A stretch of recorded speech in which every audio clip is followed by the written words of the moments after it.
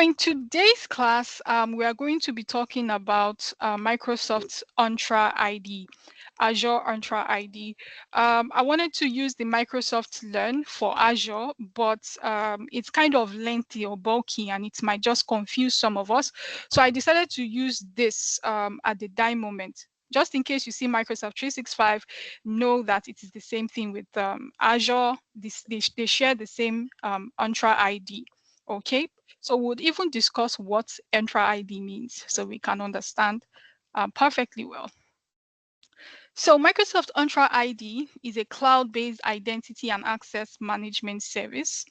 It enables employees to access external resources such as Microsoft 365, the Azure portal, and thousands of other SaaS applications. For example, Zoom, for example, Google Workspace. These are just the examples of SaaS application. Entra ID is derived from the word Latin. Well, we don't need to know that, but just for the introductory sake, right? And it means to enter. So the truth of the matter is, prior to this time, it was called Microsoft Azure identity. Okay, but over the past years, like 2 years ago, thereabout, it was changed to Entra ID. So that brings us to the activity for today. We are looking at identity, role-based access control, and the entire identity platform on Azure. Okay, so the name of the identity provider on Azure is called what? Microsoft Entra ID. And what does it do? It gives us the opportunity to access what services in Microsoft Azure portal. Now, the very first thing you do before you start creating any Azure resource is to do what? Is to sign up, right? And when you sign up, you'll be given access to the Azure portal. So that process of signing up and having a username and password in order for you to be able to access the Azure portal is called identity management. So just imagine if there was nothing like identity management. Anybody could just go into any platform and use it as much as they want to, right? And that's going to be a big mess. That's going to be a chaos. So back in the days, it was a very, very difficult thing to achieve. Before a software is being developed, before you see bespoke applications out there being used, there is a special team that focuses on what? Identity. So this team, they take time to build an identity structure for the application. For example, let's use Facebook, right? When they were building Facebook, let's just imagine there was nothing like identity management. So what happens? Facebook actually got a team of people, right? And they started building identity management so as to allow users to do what? Sign up and gain authorization into using the Facebook platform, right? So that is the same thing that is being done, but with best practice. Now, back in the days, it's going to cost a whole lot for you to have a separate team to create an identity management system. So it's going to take a lot of time. It's going to cost you so much because you're going to pay industry experts for them to be able to put all of these together for your application, example, Facebook. So Microsoft looked into it and they were like, okay, why don't we have an identity management system that can be integrated across boards, meaning that, for example, instead of Facebook to start building their own identity access management, why can't they just plug in to our own identity management, identity access management, and use it, saving time and money? Okay, so I'm just using Facebook as like an example. Facebook have their own, right? I'm just using them as an example to how we got into identity management systems. Organizations, let me bring it down to what we can relate to. Your organization, as an example, if it's a big organization, you can be rest assured that they might have their own bespoke softwares, right? They have their own softwares that was built for them. So how do you access these applications? So instead of spending time, money, and all of that, in building an identity access management, you can use federation services to federate the identity to use what? Microsoft Entra ID. So it just saves your organization time and money, which is the major thing, right? For everybody, it's always time and money, right? So that is one aspect of identity management.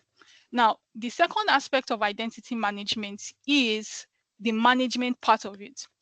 Now that we have gotten an identity management system, the next big problem was people spent a lot of time in memorizing their passwords. Okay, your organization now need to use, for example, they need to use Google, they need to use Zoom, and they need to use HubSpot. So these are three SaaS applications or three finished products, right? And your organization needs to use them. The best bet is that you have to have a user ID and password for these three applications, right? You need to remember your identity. Excuse me, you need to remember the user ID and password for these three applications. Well, for some people, it's a walk in the park, it's a breeze, it's something that they can easily remember. But for some others, it is difficult for them to remember. Even remembering one is a problem. Then trying to remember the user ID and password for three different softwares or applications is, is rocket science. So what exactly will they do? This set of users that find it difficult to remember their username and password for different applications, the likelihood of them repeating the same user ID and password across these three different applications is very, very, very tenable, right? Meaning that it is 100% for them to go ahead to use, or 90 to 100% for them to use the same username and password for what? For HubSpot, for Google Workspace, and for Zoom. Now, looking at the security side of it, it is dangerous. It is detrimental, not only to the user, but to the organization as a whole. And why is it detrimental to the organization as a whole? It's because the user is actually using the organization's data. The reason why the user is signing up with HubSpot, Zoom, and Google Workspace is because the organization have information there that they would want the user to make use of. Isn't that so? Good. So if the user keeps using the same username and password, and one of them gets compromised, it means that the other two are what? Compromised, meaning that all three applications have been compromised. And cyber threat actors, what would they do? They will steal this company information, and it can lead to what? Funds, lack of funds. It can lead to what? Exposure of sensitive information, which could actually lead to legal problems for the organization, spending a lot of money to pay fines and all of that, right? And it can even be worse when you hear things like ransomware, right? In the sense that if this cyber actor gets to have access to the organization's platform, for example, HubSpot, and the user keeps using the same username and password, it means that the cyber threat actor has gotten access to HubSpot, to Google Workspace, and to Zoom. And everything that has to do with the organization at that point in time has been stolen or encrypted. And once they encrypt it, if it happens to be a ransomware attack, right, those data will get what? Encrypted. Then whenever the user tries to access it, the user will see a disclaimer on the screen saying that your files have all been encrypted, you need to pay so and so. Some of them could pay in money, some of them could pay what? In Bitcoin. Now, you know how much one Bitcoin is. One Bitcoin is going for like $100 and all of that, right? Exactly. So imagine your company paying $100, and that's still not a guarantee. That's still not a guarantee that they will decrypt your information, right? So just imagine your organization losing, a lot of information, sensitive information, to threat actors because of lack of proper identity management. So these are the reason why Entra ID exists. The very first one is to save time and money. Instead of your organization spending a lot in building their own identity access management system, they can just use the Entra ID, right?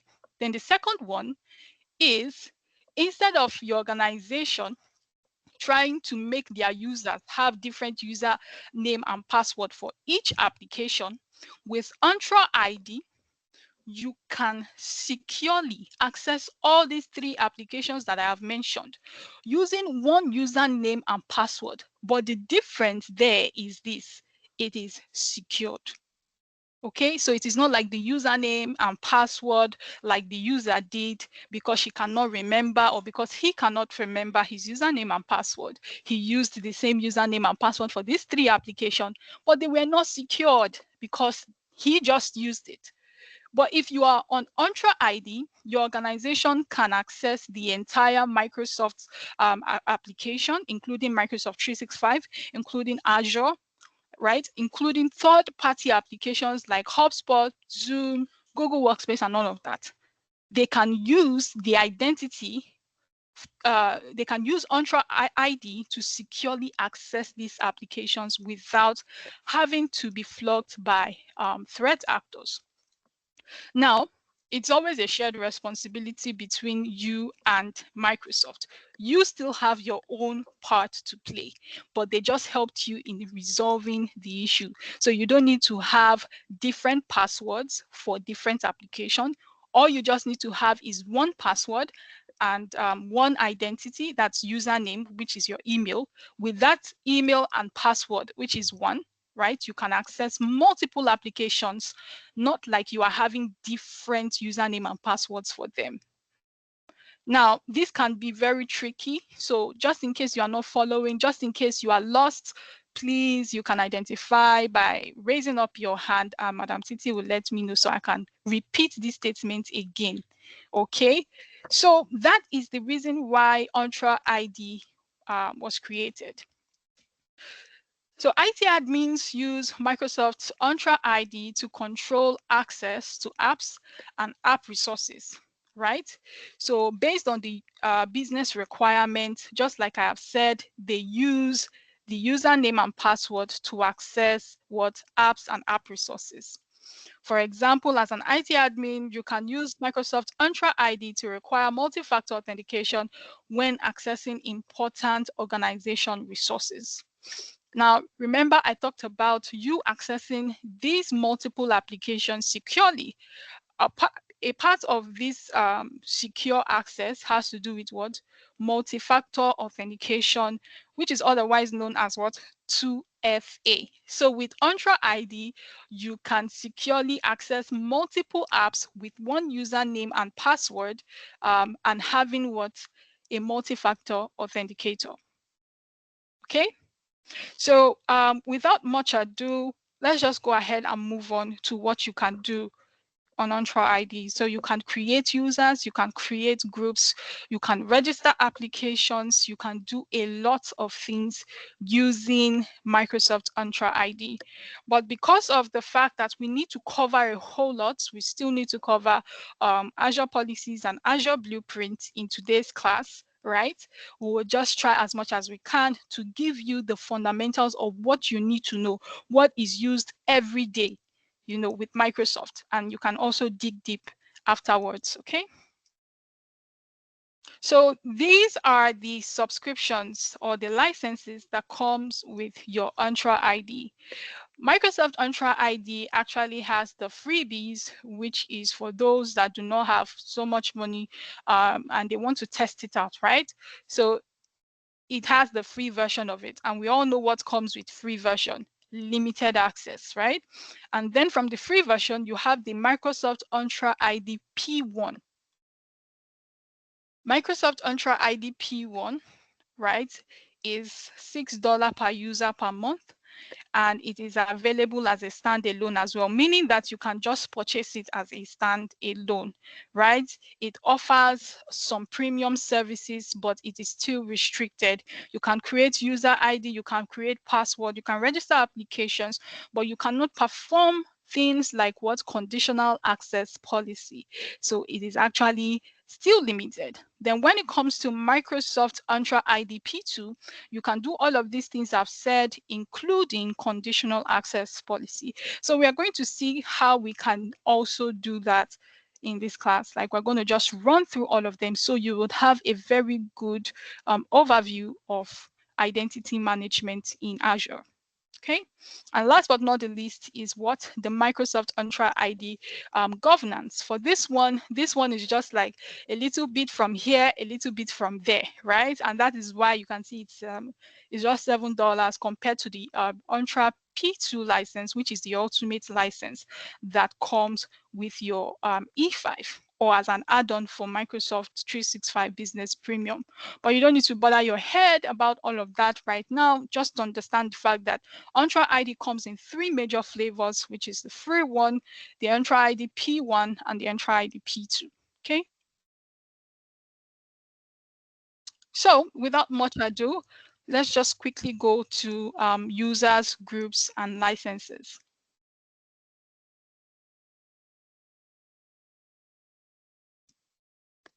So this exactly is the Azure Identity Management system. It is called Entra ID, like I have mentioned a couple of times.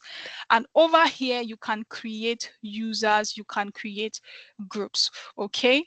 So one thing about Entra ID is that it covers both for Microsoft 365 and what Microsoft Azure.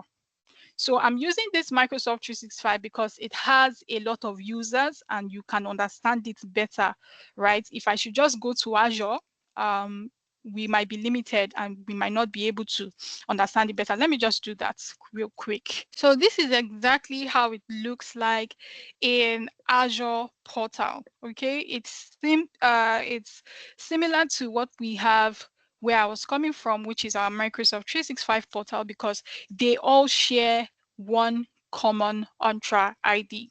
Okay, so what exactly do you see at first? It is the overview page, isn't that so? And the overview page is always a summary of what is going on in that service. And the very first thing we can see here is what? The default directory. So this is my default directory, okay? So a directory is your logical space in the Azure environment, okay? Meaning that that same space is where you have the users, the applications, the groups, and all of that. Okay, so it's just like your own logical isolation or your own logical space within the Azure environment. So every Azure tenant comes with a tenant ID. And where do you get your tenant ID from? You get it from the Entra ID service, which is this, right? Microsoft Entra ID. So now, if you look at here, this is our what? Tenant ID. And over here, it tells us what the users, the groups, the applications, and the devices. Same with here, it tells us the primary domain and the license. So the primary domain over here is my free what will I call this now?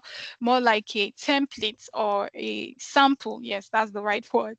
A sample environment, okay? It's a test environment, and that is why it says the license is what? Free. Meaning that there's a whole lot of limitation, right? A lot of things that I might not be able to do here. Okay, but I can still create users, I can still create groups. Okay, and the very first thing we need to see is, let's hover now to our properties section or our feature session. So at the left-hand side, we have what we call, after the overview, the preview feature, the diagnostics, and solve problems, we have what we call manage. So manage is where you manage your users, your groups, roles, and every other thing, right? So The preview feature is where if there is a preview feature at all that has been rolled in by Microsoft, you get to see the preview features here. That is still in preview, right? So you get to see them. The next one is what?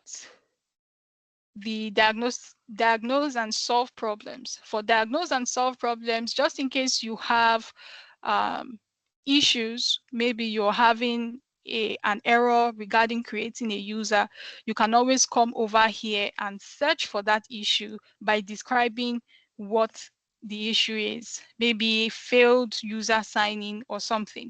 Once you type the issue, Microsoft is going to give you some few steps on how to resolve that problem. Okay, so these are just the basic stuff. So let's go to the main item why we are here. So the very first thing you can do in your Entra ID is to create a user. Okay, so let's quickly go ahead and create a user. So the very first thing you need to know is that we have two sets of users. We have the internal user and the external user. The internal user is the user that is within your organization, okay? And the external user is a user that you want to invite to use your organization's resource, right? So the very first thing we need to do is to create a new user, which is also an internal user. So we'll go ahead and click on new. And then if you check over here, you can see that this is the domain. You know what your domain is. For example, if you are working with Globalcom, your domain is globalcom.com. If you are working with Hashem, your domain name is what? Hashem.com, right? So it is just your digital representation in the internet space, okay? So over here, because I do not have a personal domain, it actually used my free account. That is this one here. It used my free account to customize as a domain. So whenever I want to create a user, the user is going to bear this domain name.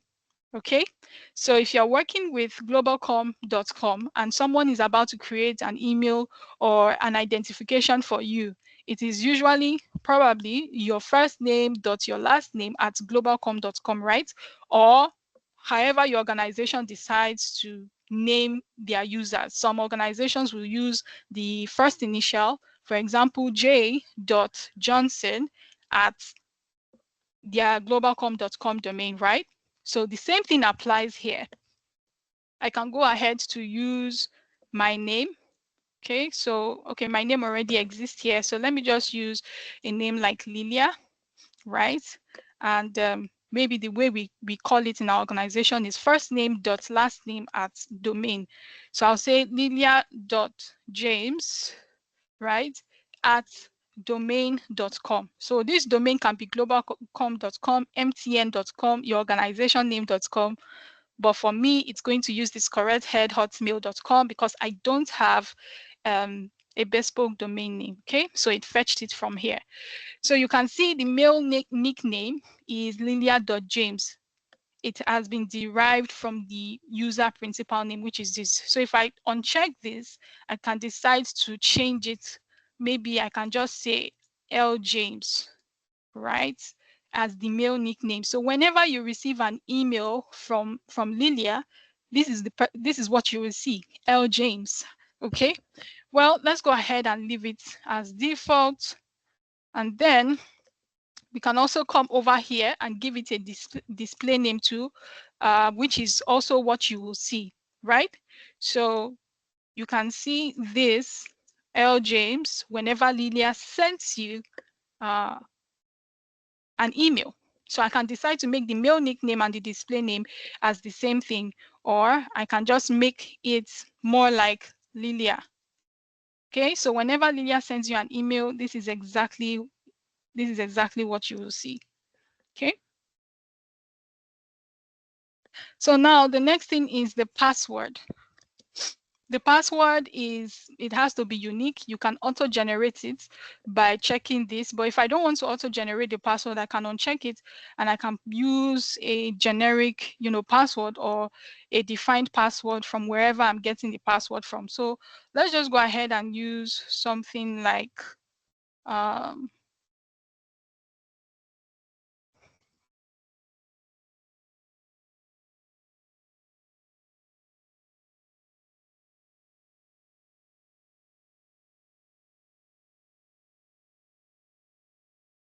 okay. So you can see our password needs to be up to what? 8 characters. So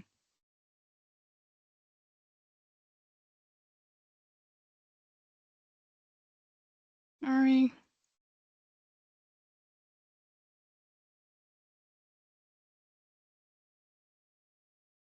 Okay. So the next thing is the property. The property is where you have everything, the information about Lilia. Okay, so you can decide to fill in all of these, her first name, her last name, the kind of user type, right? Is she a guest user or a member? A member is an internal user, a guest user is an external user. Okay, so I can decide to just put only her first name, Lilia, and her last name, James, right? I can decide to leave all of these. Or let me just quickly do something. Let me add a job title. She's our sales director. Okay. And the name of the company is Contoso B. Okay. And she's in the sales department. So I can leave it as simple as this, but in some organizations, they can go ahead to fill out all of this information. And then the next thing is what you call assignment. So this assignment has to do with what do you want this user to do and what group do you want this user to belong in. In regular organizations, you will see what we call groups and you will see what you call users. So users can be one person, which is you, which is myself, or can be a service account, right? And a group can be a common user group, right? A group is a logical grouping of users with a common goal. So we have example sales group, we have example IT group, we have an example engineering group. Okay, so if I wanted to add user to a group, I can just go ahead to click on this add group, but I'm going to leave this group to when we are creating groups. Okay, so the next thing is the role. I want her to have certain amounts of permission or privileged access. Okay, so what do I want Lilia to do by giving her access to our Azure portal? There are so many things that the user can do over here. So you can see it. The user can be an AI administrator, application administrator. And the beautiful thing about Microsoft is when they put a user, they tell you what the user can do. Okay, a user role, sorry. When you see a user role, it tells you what the user role can do. So an AI administrator manages all aspects of what? Microsoft 365 Copilot and AI related enterprise. So yes, I want to make her an AI administrator. Since she's a sales director, she's going to be doing a lot with Microsoft Copilot. So what else do you think a sales director should have? Let's say I want to make her a group administrator. So she's going to be the owner of the sales group as we progress forward. I also want to make her a help desk administrator so that she can help in resetting passwords for non-administrators like her group members. Okay, so I can go ahead and do select, and that has been created for us. So she has been assigned all of these roles. So the next thing I need to do is to click on review and create. Review and create is going to give me a summary of what I have chosen. As you can see over here, right? These are the attributes about the user. Okay, so these are the attributes about this user and what the user can do, right? And so I can copy the username and I can copy the user password and forward it as an email to the user, more like a welcome email, or if she's already an existing staff, just forward it to her so that she can have access to what? Our Azure portal. Okay, so I can go ahead and click on create. So for better understanding, right, I'm going to switch to the other one because the other one has better features. This is just a free package, but I want us to deep dive into it. So soon I'm going to just switch back to the other Entra ID. Okay, so the next thing you can see over here, let me just go ahead and refresh so you can see that she has been created. So Lilia has been created, right?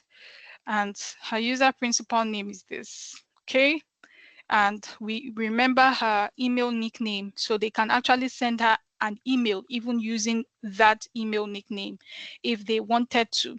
Okay, and then that is it. This is just the basic things that we selected, and that's all. Okay, so we can also view at the top of the page what we can do per user. So if I should go ahead and select Lilia, right, what can I do? I can do what? Perform 2FA for this user. So that this doesn't get or look confusing, let me just quickly switch back to the other one, which will give us a better understanding. Okay, so you can still see that it's the same thing, but because that one is free, right, because that one is a free version, it doesn't have as much as this does. Okay, this is using what we call an Entra P2, which is the ultimate license with all the features. Okay, so let me go ahead and quickly get to the users. Now that you have learned how to create a user, you can see that we have a lot of users here.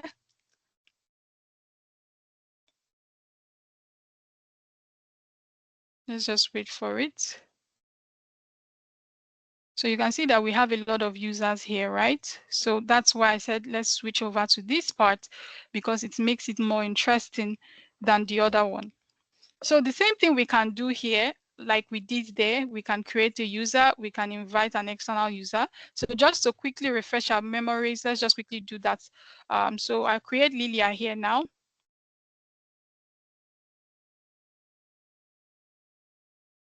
So her user principal name, just like we saw earlier, is what? Lilia.James, okay? Just to specially recap for those that did not really understand. Now, see this one, I have a company's domain name over here, right? So it's looking more real now compared to that one that is free and used my email address, my test email address, right? So lilia.james@adroidtechnology.com. Right. And now we have her mail nickname, which is going to be more like an alias where you can actually send an email to her. So you can decide to change it if you want. So if I change this to just Lilia, I can decide to send an email to lilia@android.com and it will still get there. Okay, so that's the meaning of this alias. And then we have what we call the display name, just like we discussed. The display name is what? Lilia. So anytime Lilia sends an email, this is exactly what you see, Lilia James or Lilia, anyone is fine. And then we can just go ahead to do what? Create her password as what?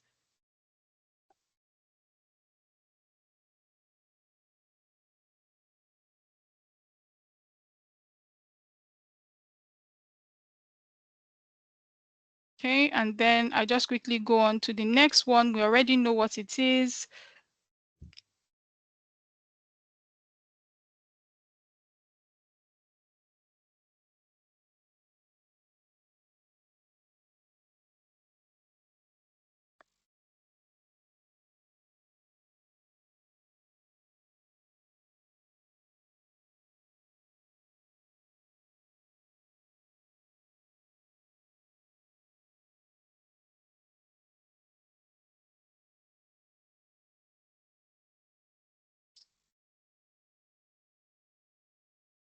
So I want to be fast so that we can just move on to the next thing.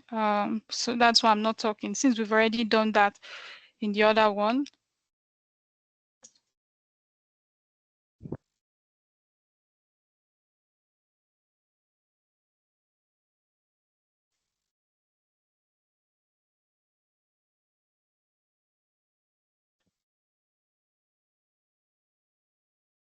So we have created Lilia James, and Lilia James is now officially a member of our Azure portal as well as Microsoft 365. Okay, so the next thing we can do here is let me go ahead and select Lilia so we can talk about user attributes.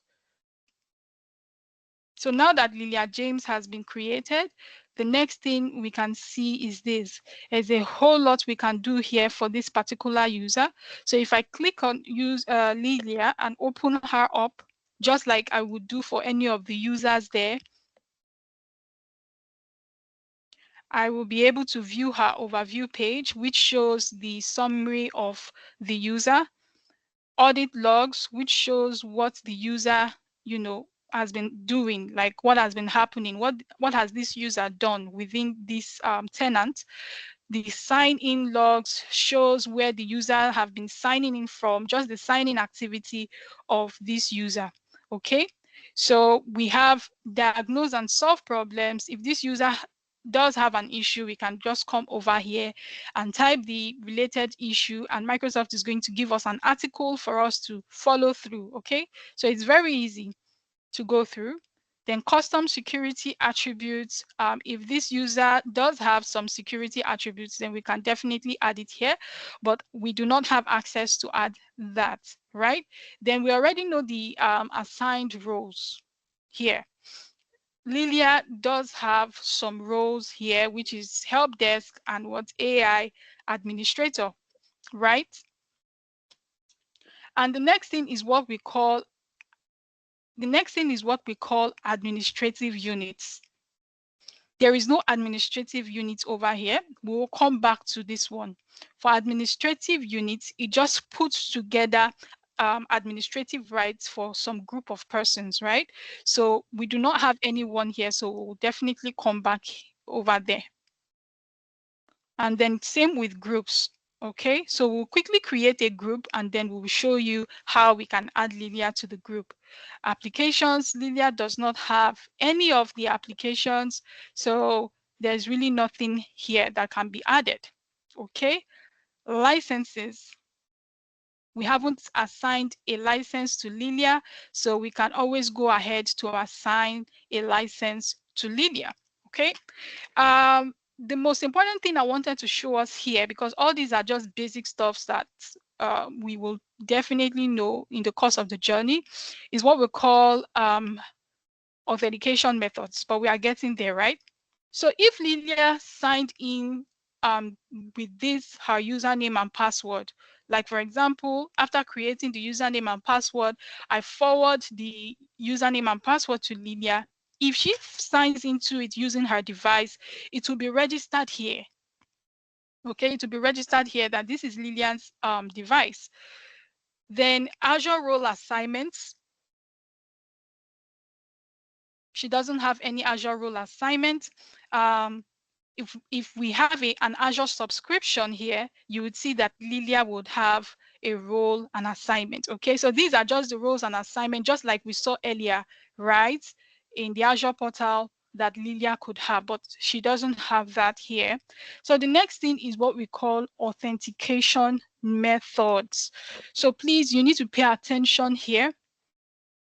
Now, this shows the various authentication methods that Lilia would have if she does not have anyone. Now, there are some scenarios where Lilia could misplace her phone, right? There are some scenarios where Lilian could also format her phone, and then her authenticator application that she was using before will be gone. Now, what is an authenticator application? Remember, we talked about 2FA, right? And 2FA, which is our multi-factor authentication, is the extra layer of security that is being added to your password. For example, you have a username and you have a password and you sign in. Remember, that is just a basic way of signing in. If a threat actor gets access to your username and password, then it is over. They can access anything they want, right? But with a 2FA or multi-factor authentication, it adds an extra layer of security to you.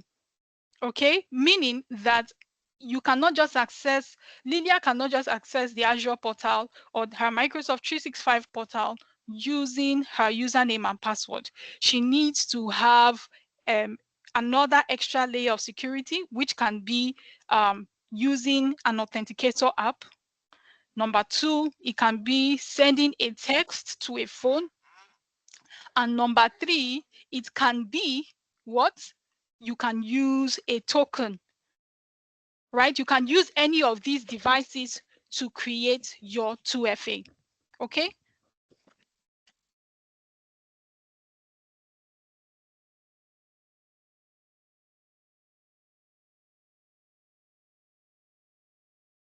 So sorry about that. I had to just close the door so that no other extra noise will get into here. So now, over here, if Lydia, for example, forgets her authenticator app or she misplaced her phone, right? You as the IT administrator, you can always come over here, right, to add an authenticator method, a new authenticator method for Lilia.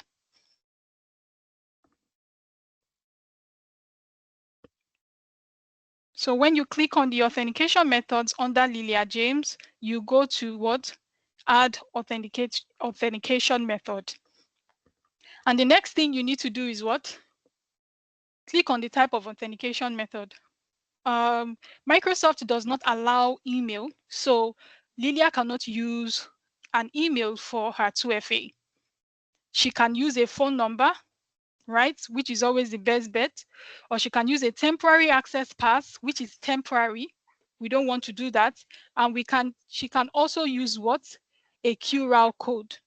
So what we want to do is to explore these methods. How can Lilia gain access to her what? Azure portal or Microsoft 365 portal using 2FA. So we can go ahead to use phone, right? And this is Lillian's phone number. Okay, so let's just adjust it a bit, right? And then we make it primary.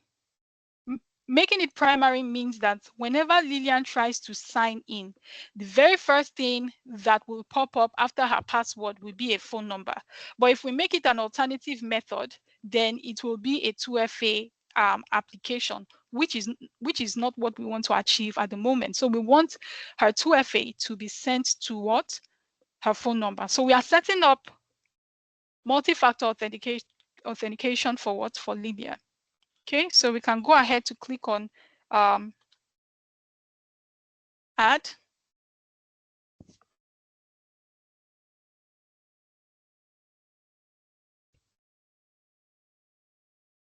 So Lilia's 2FA has actually been what? It has actually been set up.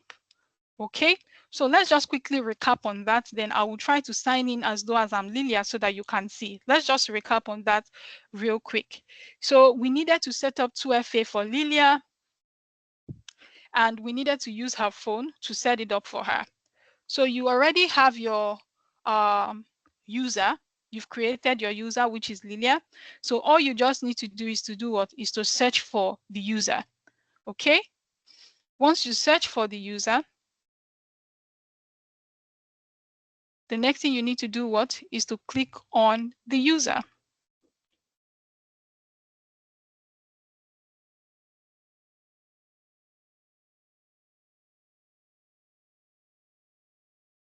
And then you scroll down to authentication methods.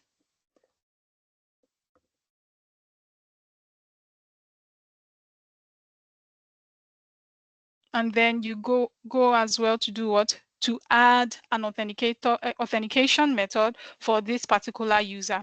Okay, and we said email is not allowed, phone number is allowed, temporary access pass is allowed, and QR code, which will allow her set up her multi-factor authenticator using the authenticator app. Okay, but for this class, we are just going to use phone number for now. Okay, and we added Lillian's phone number, and now Lilia has what?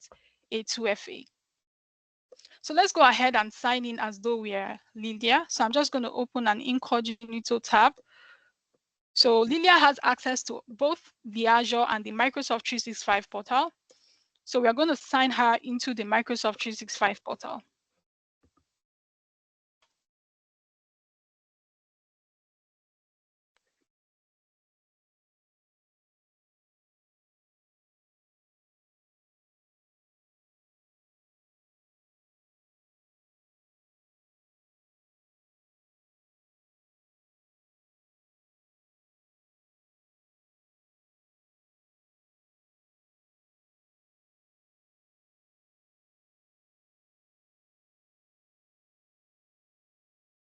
So Lilia needs to change her password.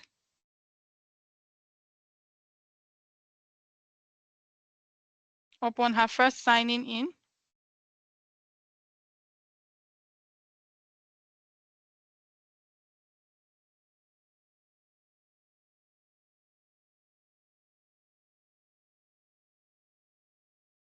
Now it's saying that we have seen this password too many times before.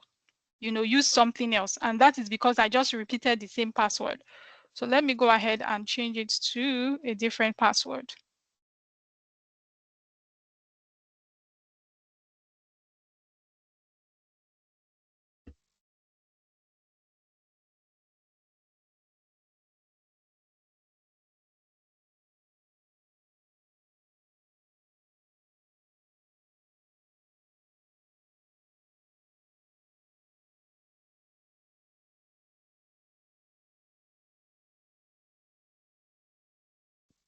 So now Lilia has gained access to what? The Microsoft 365 platform, because a username, a user or an identity has been created for her. Okay.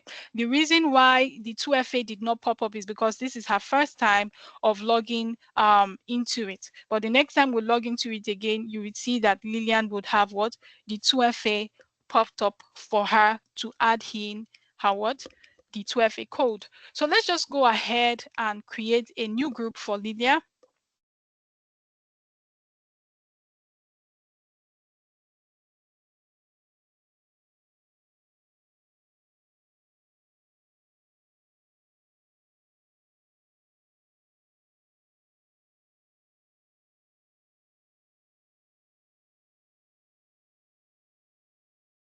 Still over on to the users under identity, right? We have all users, we have deleted users, we have user settings, and we have groups. So let's quickly go to what? Groups. Then we'll talk about these ones in a bit.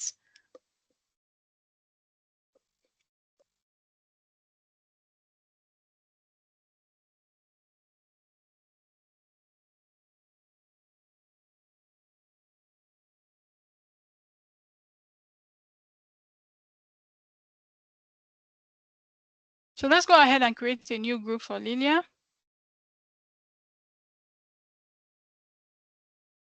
Okay, so now we have what we call a security group, and we have what we call a Microsoft 365 group. Okay, but we are taking this as an Azure class, so we are just going to focus on the security group. Okay, so the security group is a group where you can assign permissions to a user. Okay, so any group where you can assign permissions to a user is actually called your security group. So you can actually create a group here and assign permission to the users inside this group. And now the security group is based on two classifiers. It can be an assigned membership type or a dynamic membership type. So let's just quickly go ahead and create sales group. I think we already have sales group existing. So let's just say for the purpose of this class. Okay, so this is the new group in town.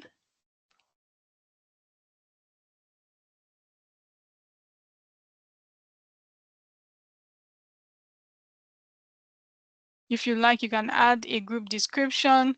Okay, so Microsoft Entra roles can be assigned to this group, right? So I can decide to say yes, and I can decide to say no. For now, I'll just keep it as no. We don't want to use Entra ID roles. So what we want to do is we want to make this membership type what? Assigned. And the next thing we need to do is what? To give it an owner. So what does a group owner do? A group owner can add group members to a group, right? So they have authority over that group. So they can decide to assign or add new members into their group. So we're going to make Adele a group owner, and we are going to make Lilia a group member.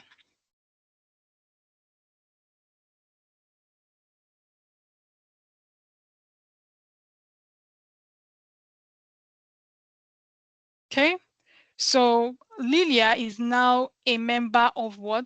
The Sales 2025 group. So I'm going to go ahead to click on create.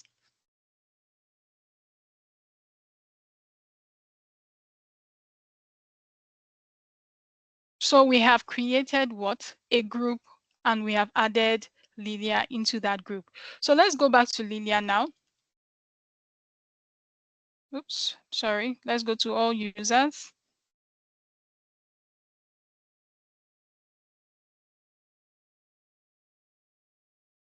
Then we can go to Lilia. And then we can click on Lilia so that we can see the specifications for this user, okay? So we can now go to groups, and we can see that she has been added to the sales group, okay? So that is exactly how it works. This group that you can see here is a default group that has been assigned to her upon creating her, okay, due to the configuration on this tenant. But basically, the group that was manually assigned to her is what? The sales group. Okay, so far so good. You have learned what identity management system is. You have learned about the Entra identity management system. You have learned how to create a user, and you have learned how to create a group and assign a user into a group. Okay, so the next thing we want to quickly learn, because I'm just trying to make it fundamental for us in the sense that we should know what we do every day, like what Entra ID is used for every day, okay? So the next thing we need to do is let's go ahead and look at quickly.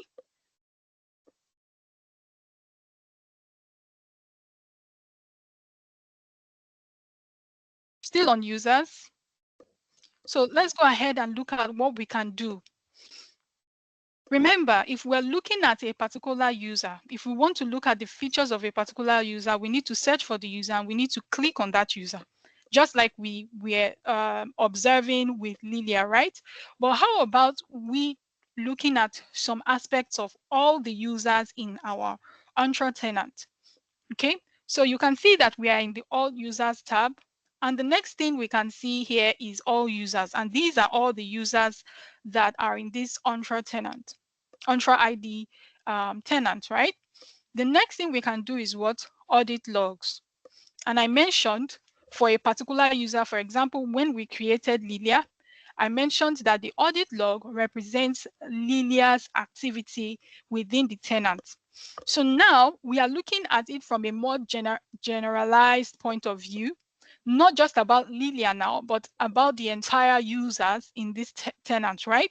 So when you click on audit logs, the next thing you would see the activities, right? You see the activities that has happened so far in this tenant. So maybe if you're looking for something, maybe something happened somewhere sometime and you want to trace who did it, when it happened, and all of that. So what we can do is we can come over to the audit logs and we can see all the activities done in this tenant by users. So let's look at the very first activity, which is self-service password. Today is 31st of May. So you would see that it has all the information, okay? So this activity happened today, just exactly about 11:51 a.m. And what was the activity type? Change password. Okay. Then we can now drill down. Who did it? Lilia. So Lilia cannot deny that she did not change her password. She changed her password because she is supposed to change her password upon user creation, right? Whenever she wants to log in, upon her first login, she's supposed to create her password. So we can trace the user activity here, and the user cannot deny, except someone used the user's identity to perform a criminal act. Okay, so now that's just the first one. Let's go ahead and see the second activity. Let's just go scroll down to see something that happened some time ago. So we can see on the 23rd of May.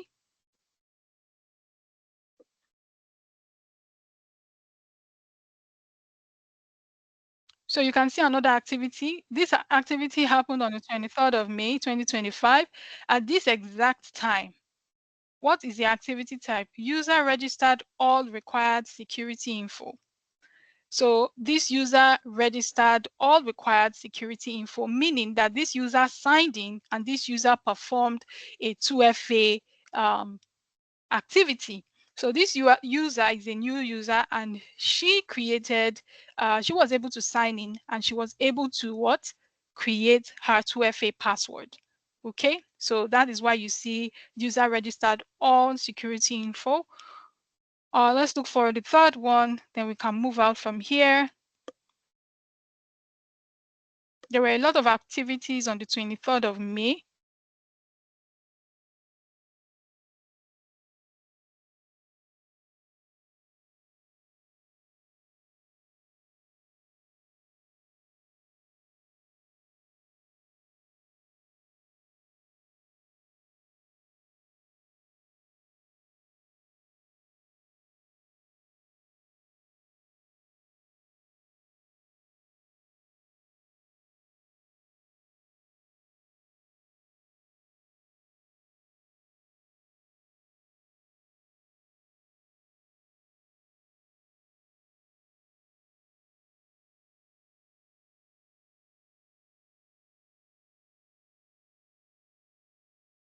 Hello all, can we all hear me? So sorry.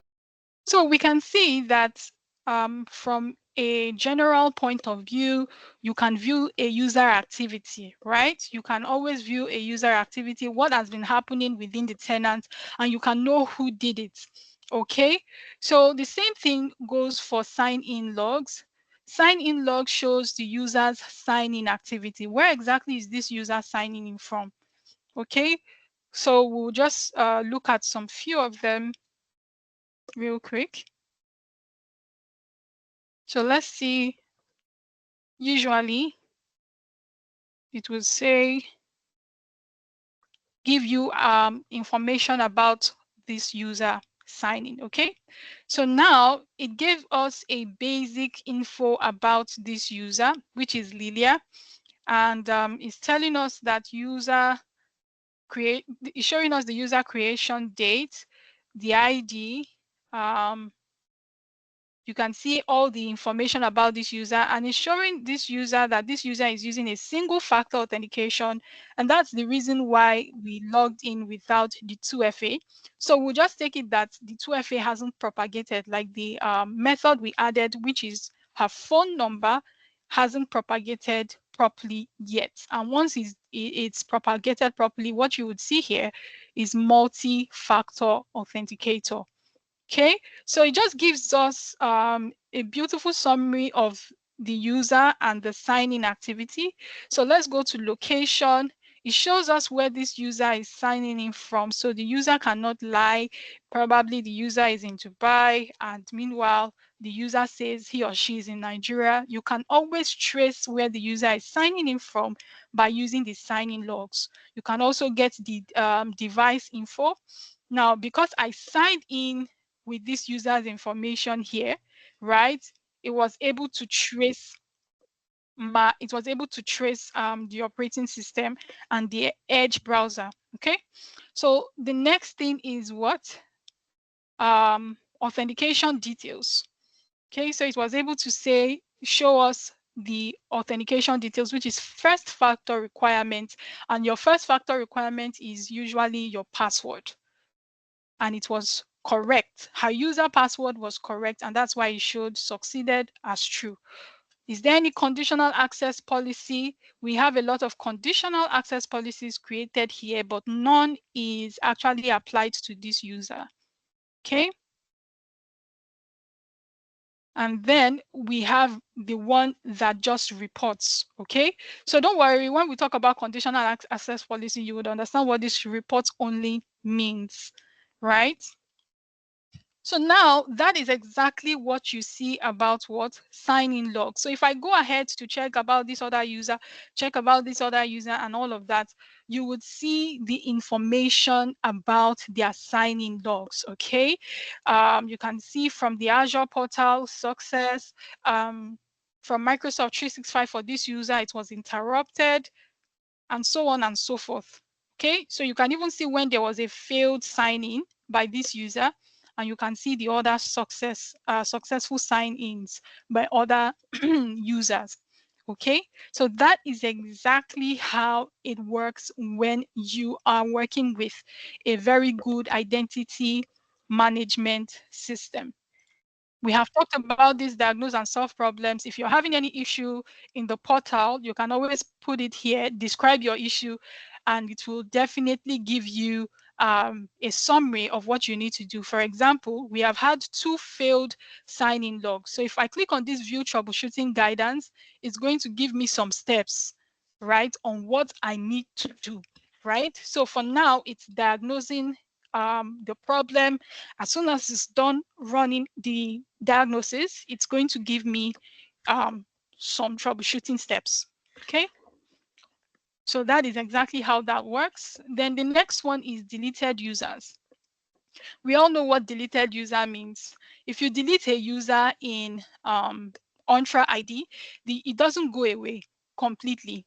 Okay, you can see there is a caveat here that says users are permanently deleted automatically 30 days after they have been deleted. So I remember there was a scenario that happened one time. A friend of mine reached out to me and he was shaking. He was like, he cannot find a particular user that I think they mistakenly changed the user's name or something, and the user just got deleted. So this friend of mine was panicking seriously. When I mean shaking, he was shaking and scared. He called me like so many times. I thought there's a problem until I finally picked because I was on another call. And he was like, oh, there is a user that got deleted. And I was like, wait, calm down. The user is still in Onshore. When exactly was the user deleted?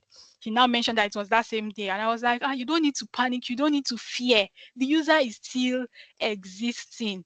Okay. Even though it was a mistake, you can always restore the user again. And we're able to trace the user and we're able to restore the user. So if you don't know, you don't know. But for you that you are learning, whenever a user is deleted or a group, it doesn't just go away. It comes over to the deleted users pane, and you can always restore this user immediately.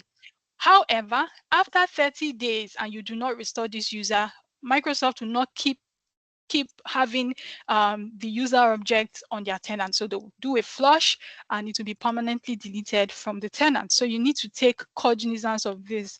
Okay, you can always restore the user.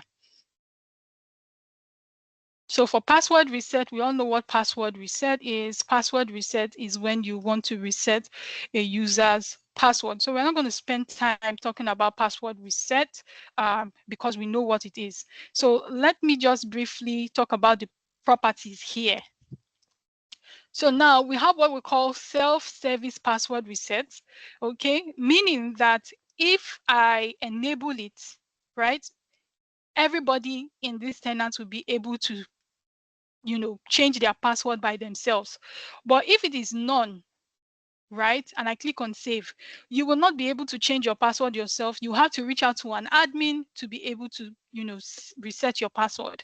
I can decide to click on selected, right? And I can decide to choose a group that will be doing the self-service password for people if I want. But for now, it is on all, and that is fine. Okay. that is also fine. So for password reset, I can always come over to the properties and I can enable this for everybody, meaning that everybody can do what? Everybody can reset their passwords themselves. Okay, so there are some other things that we can do here, but I don't really want to I don't want to dwell on this because we still have a lot to cover, right? You can just go through it if you have a tenant. I believe we all have started registering our portal. We can just go through it and see what we can do over here in password reset. Okay. So let's just go back to the next one.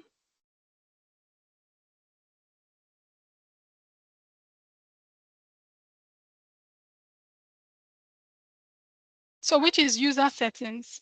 This is very important.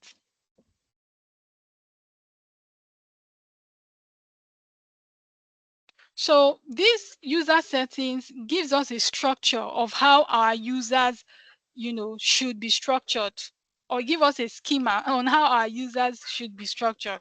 For example, users can register application, yes or no? Yes.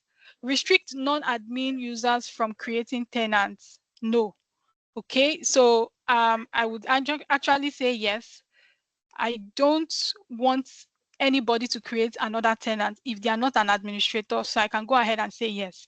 Users can create security group. I can go and say no. I don't want users to be able to create security group. It depends on what I want to achieve, right? So I can go ahead to say no. I can go ahead to say yes. Anyone. There is a caveat here, a piece of information that you can read through to show you what they actually mean by that. All right, so you know what to choose here. So now this is for guest users. If I am having a guest user, these are the settings for guest users. Number one, guest users have the same access as members. No, I don't want to check this because if I check this, it means if I bring in a guest user, someone who is not part of our organization, into our organization, they will have equal rights as members, and we will not be able to dictate who is a guest user and who is not a guest user based on their activities, right? So I will not choose that. I would say guest users have limited access to properties and membership and all of that. So which is okay. So all this depends on what you want to do. It's not rocket science. You can take your time and read through and know exactly what you want to achieve. Okay. Allow users to connect their work or school account with LinkedIn. I don't know if you've noticed something on LinkedIn, right? For verification, LinkedIn is going to ask you to verify. Okay, and if you have an organization that is using Microsoft 365, you can verify the account. Okay, if you have another organization too that is not using Microsoft 365, you can also verify the account. But for Microsoft 365, it's giving you the opportunity to choose. So if I go ahead and say no, all users in this tenant, they will not be able to verify their LinkedIn profile. There's this check mark in LinkedIn, right? They will not be able to use it. So we'll go ahead and leave it as default. So all these are just simple stuff that you can actually do. Your toddler too can read through and understand what to do here. Restrict access to Microsoft Entra Admin Center. Depends on what you want to restrict. You can go ahead to read this to understand exactly what you want to restrict. So I quickly want to rush up here and go to Azure policies. So what we have looked at users, and we have looked at groups, and we have looked at how to create users and groups, right? And we have also looked at how to set up a 2FA for a user. Okay, so the next thing I would want us to do real quick is to go to group settings.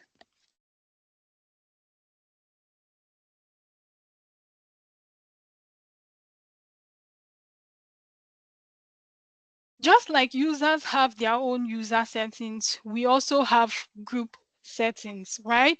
So self-service group management, do you want owners to be able to manage group membership? Yes or no?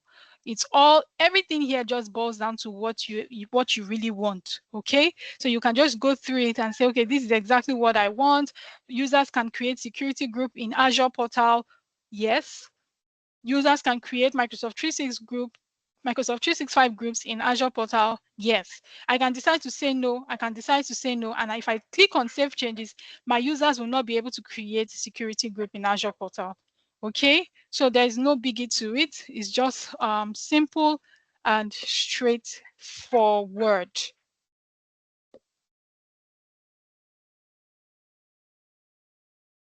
Now, now that we have seen users groups, user group settings, and all of that, last but not the least here that we should touch on, or I believe we should touch on about Entra ID before we move on to other things is conditional access policy. Okay, sorry, dynamic groups and then conditional access policy. Okay, so let's just quickly look at dynamic groups. You know, we created a group, right? We created a group before, and the group was just assigned, meaning that we can manually assign people to that group. And you could see that we were able to assign who? Lilia to that group. How about we want to specify, you know, some attributes into this group so that the group will be able to use these attributes and will be able to assign users to itself by reading through the attributes that we have specified. Okay, so that is what a dynamic group can do for you. So let's just quickly create a dynamic group and we'll do our conditional access policy and then we move on. So we can go to groups. Okay, we are still in groups, right? So we do new group.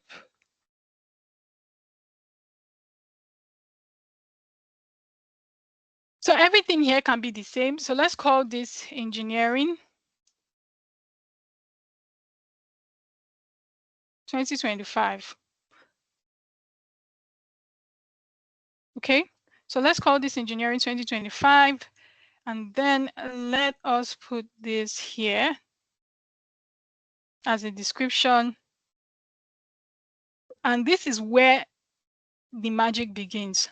Instead of membership type as assigned, we can go ahead to say membership type as what? Dynamic user. If we were treating devices, we can go ahead to say dynamic devices, right? But we are not treating devices in this class. We are treating only users and groups. So we'll say dynamic user. But let's make someone the owner.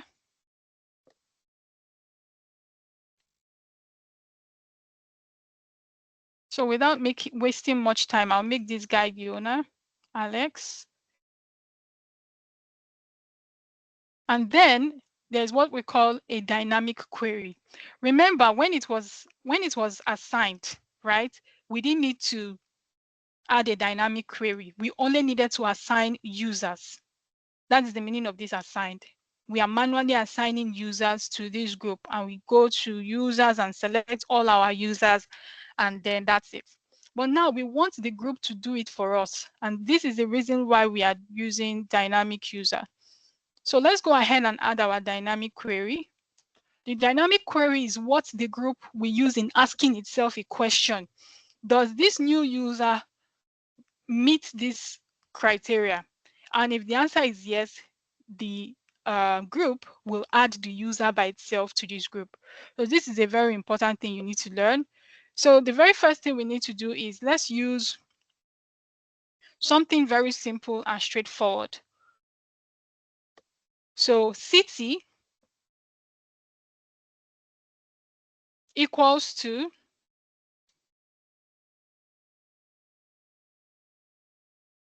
Lagos or Ikeja. Well, let's just use Lagos. Okay, right? We can decide to add more than that. We can decide to add another thing and department.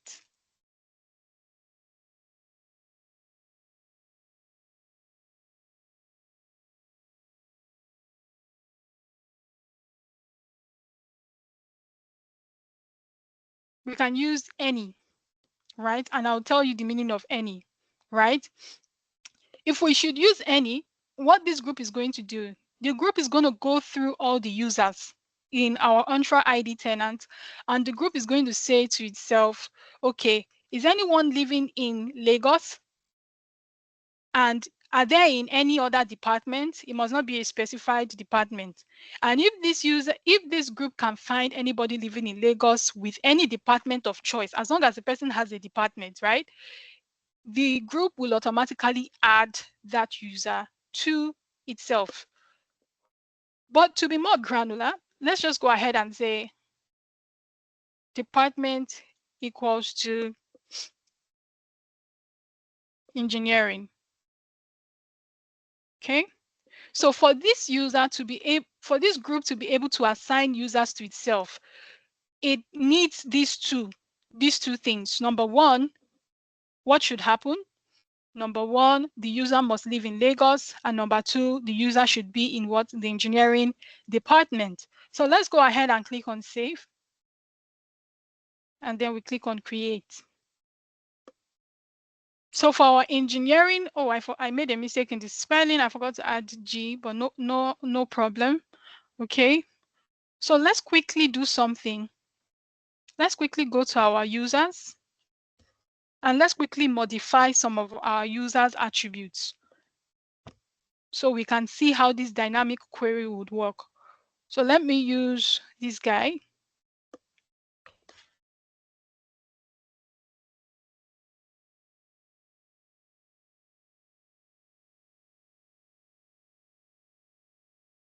So this is the overview of this user. I can decide to now say edit properties.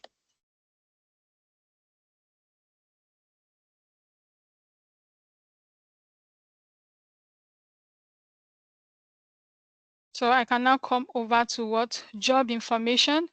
I can say engineering. Okay. That is his department.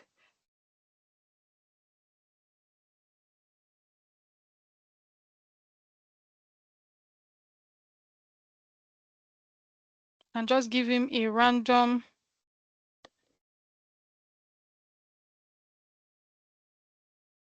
I used Lagos as city, right? Instead of states. But notwithstanding, let's just make it fit that.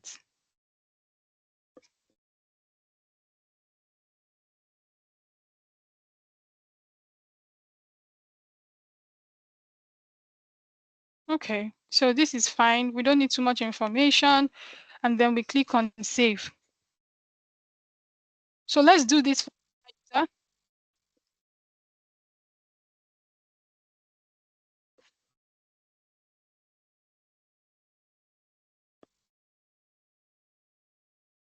So we edit properties.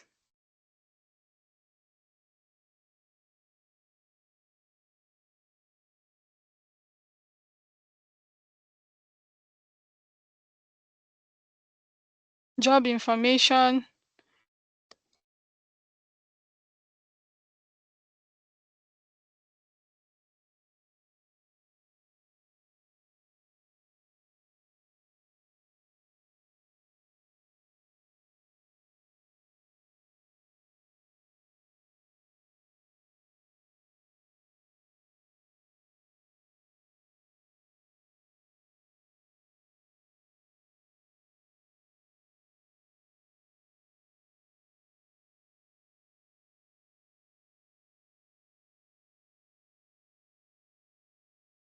So we click on save. Now let's imagine you're about to create a new user. We are not going to do that again. You create this new user and in the user's property, you added that the user lived in Lagos and what? He is in the engineering department, right? So let's go back to groups.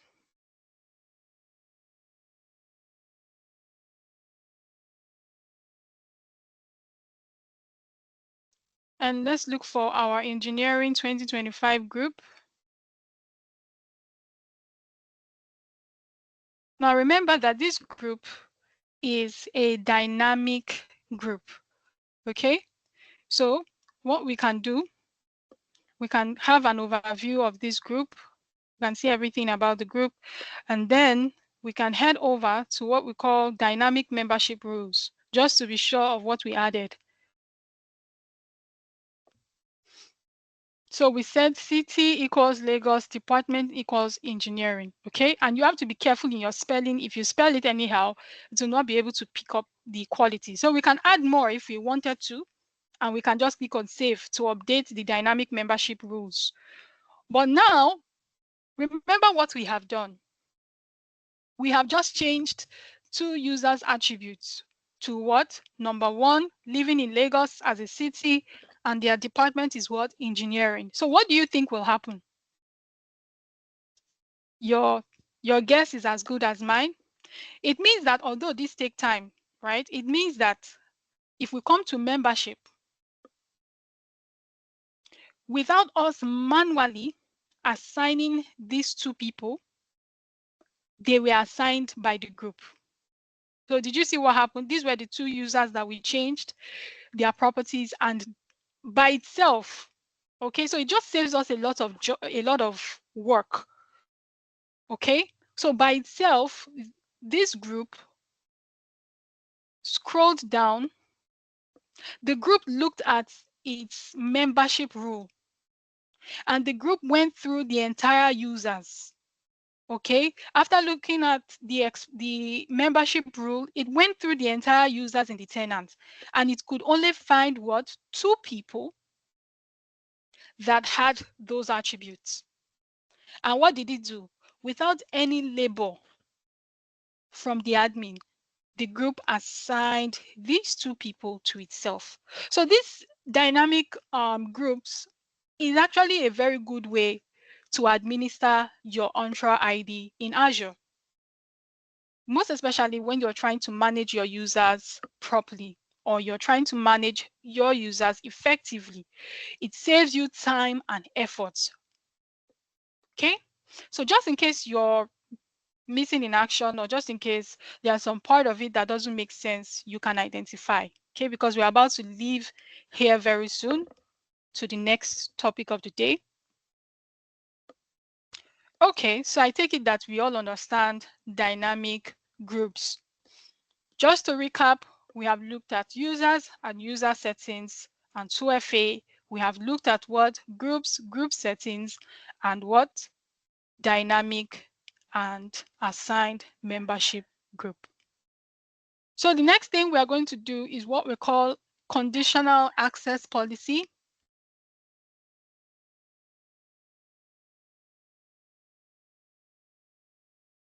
Now, in Entra ID, because it is used to manage identities, right? Not just users, but users, groups, devices, and applications, right? Because it is used to manage these types of identities, there are some times that you would want to create conditions for these identities. So you will want to create conditions, for example, you cannot log in from US, you should log in from Nigeria. If you try to log in to our Azure portal from the US, you are going to be kicked out, or you are going to be given a message that says you cannot sign in, right? We employed you to be in Nigeria, and we employed you to work from Nigeria. We did not employ you to be in the US and work from the US. So this is actually a very useful tool that most organizations use, right? To control user signing activities. Okay. Another thing that you should know, it doesn't just control, conditional access policy doesn't just control conditions for accessing via locations. It also controls the way you sign in to the tenant. Some conditional access policy can restrict you from signing in to this Azure portal using your phone or using your tablet. It wants you to sign in using your Windows PC. It might restrict you from signing through Mac or Linux, right? It might restrict you from signing into Mac or Linux, but it will allow you to sign in using what? Windows. Okay, so we are going to create a demo, and the demo is going to be to restrict a user from signing into this Azure portal from US, but the user will be able to sign in from where? From Nigeria. Okay. All right. So let's go ahead and do that. So we can come over and scroll down towards protection. We have identity protection. We have conditional access policy. There's a whole lot to cover for Entra ID, but for the sake of this class, we're going to restrict it to what we can use or what is used on a daily basis. I've said this like this is the third time, just in case somebody is saying, we need to do some other. No, these are the things that you need to learn. You can go further by digging deep, okay? So now in our conditional access policies, we have various policies, right? And we have policies that have already been created for us, right? So I can decide to create a new policy from a template. An example of this template policy is what? Require multi-factor authentication for admins. Meaning that if I make you an admin for my Azure portal, if you do not have 2FA, just like Lilia, whose 2FA hasn't propagated properly, you will not be able to sign in no matter what you do. Why? Because there is a conditional access policy here. Same with zero trust. Okay, if I scroll down, you can see block legacy authentication, require multi-factors for all users, not just admins, but for all users. So let's just imagine this, okay? And I click on, this is the one I want to select, and I click on review and create, right? This is exactly what is going to be. It's going to give me policy states off, on, and report only. Remember where we saw report only in our sign-in logs, and I said we'll talk about it. So for policy states, if I put this as off, when I create this policy, it's not going to do anything. Why? Because it's off. It's not turned on. If I put it as, if I should check on this on button and I create, it's going to be effective. And it's going to block all users that do not have multi-factor authentication. But if I put it at remote report only, now it's not going to do anything, yes? But guess what? Neither is it just going to remain dormant. It's going to be sending reports to me if a user is signing in without 2FA. For example, Lilia.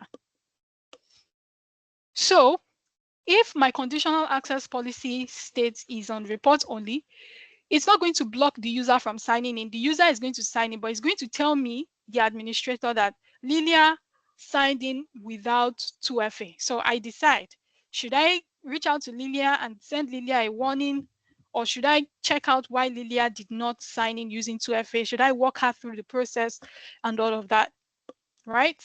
So in this case, we can go ahead to do on, right? And if you see here, it says include all users by default. Exclude users, current user, that is me. I'm the current user. And why does it always exclude the current user? Is because sometimes we can go ahead to create irrational policies. And if we are the ones that are creating it, and we are the admin, of course, creating this, and it locks us out, it locks everybody out, including us. So which puts us in what? Jeopardy. We also will not be able to log in. So it's going to exclude me and add in everyone. Okay. So if I go ahead and do create,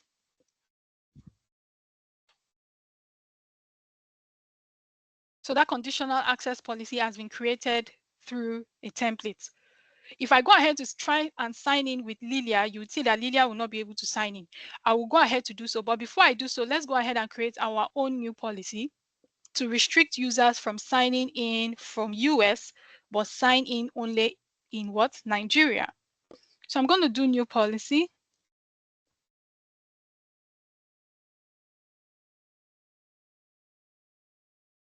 And I'm going to call this restrict user location. And now the next thing is what? Assignment. So I'm going to do assignment. Assignment means who are you assigning this policy to? I can decide to say none. None means that if I create it, it's not going to work because I'm saying it should not be assigned to anybody. I can decide to say all users, but if I say all users, look at the caveat. Don't lock yourself out. Microsoft is definitely going to tell you, okay, there should be one person at least that should be able to sign in. So now I'm going to test using just one user. So I'm going to click on user and I'm going to use Lilia.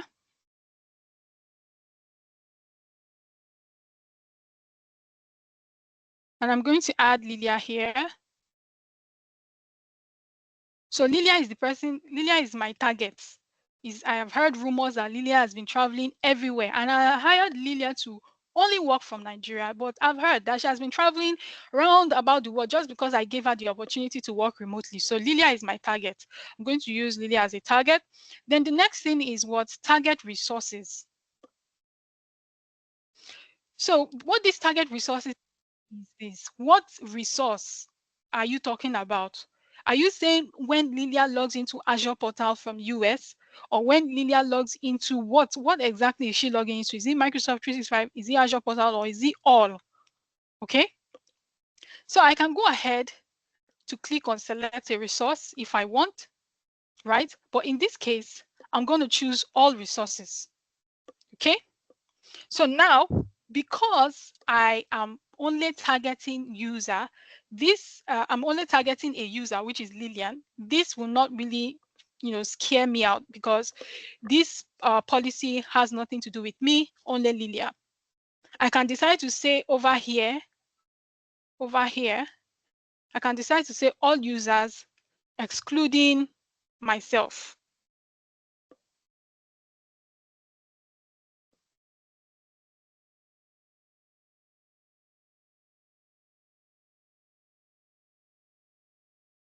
Excluding myself. So if I decide to do this, right, what this will do, this policy will affect everybody, not just Lilia. It will affect everybody apart from me. Okay. So, but in this case, I don't want it to be all users. I just want Lilia. So I leave it as this, Lilia. Okay. And then the resource, I want it to be all the cloud apps, whatever Lilia is trying to log into. Excuse me. And I can decide to say, network, right? But in this scenario, we don't really need network. Okay, so we can just go straight up to what conditions. So what are the conditions for this particular conditional access policy? We have user risk, we have sign-in risk, we have insider risk. So none of these apply to what we want to achieve. What do we want to achieve? We want to restrict Lilia from logging into any other location, for example, the US, apart from what? Nigeria. Okay, so now we scroll down. Do I want to restrict her device? I want to say, okay, Lillian, please don't log in from your Mac OS. Just log in through your Windows machine. No, that's not what I want to do. So I want to go to locations because that's what I want to do, right? So I go to locations and I try to configure it. So you can see over here, include, if I go to yes, any network or location, all trusted locations, selected network and locations. So I will choose selected network and locations because there's a particular location I'm targeting. And I can target United States, right? And I can go ahead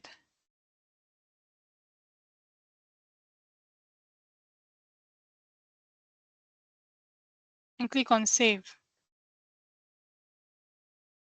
right? If I choose on all or any, it's just going to be random. So I decided to choose on United States. Okay. So the next thing I need to do here is to exclude Nigeria. So I can select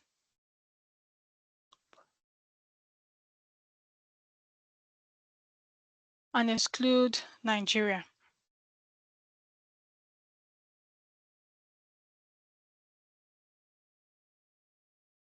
I mean, I want to test out something.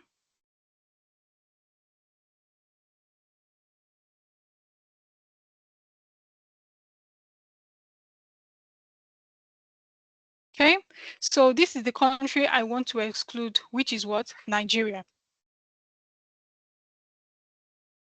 Oh, sorry, I did not choose it. Let me go back and choose it again. Nigeria. Now, if you notice something, you can see that these are the only countries that are here. Okay, I will show you how we got these countries, right? On a norm, these locations are not there. I was the one who added all these locations there, and I'll show you how I created them. Okay, so I go ahead to choose in what? Nigeria, and I click on what? Save. That is the condition. Then access control.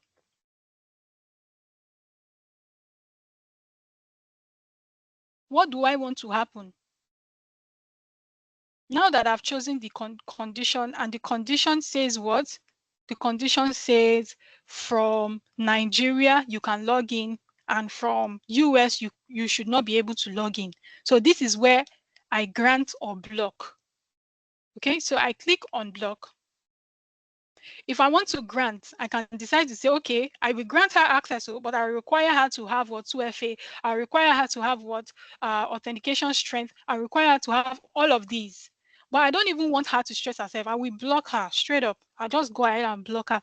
I don't want her to go travel anywhere. Stay in Nigeria and work. That's where I employed you. So I go ahead and do select.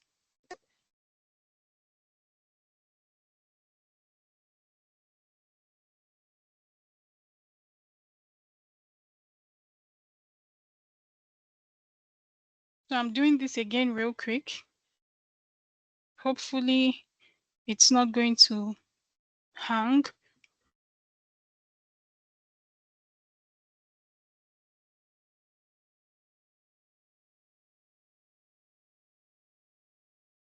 Oh, sorry, Lilia. Is this an exclusion? Let me see something. Okay, so it's Lilia I need to target.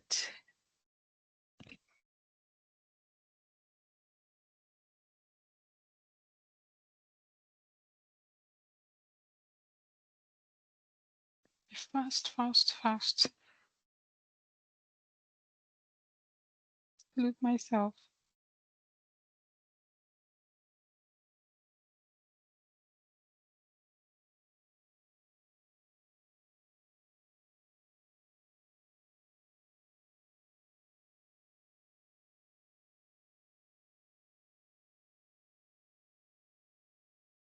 Okay, sorry.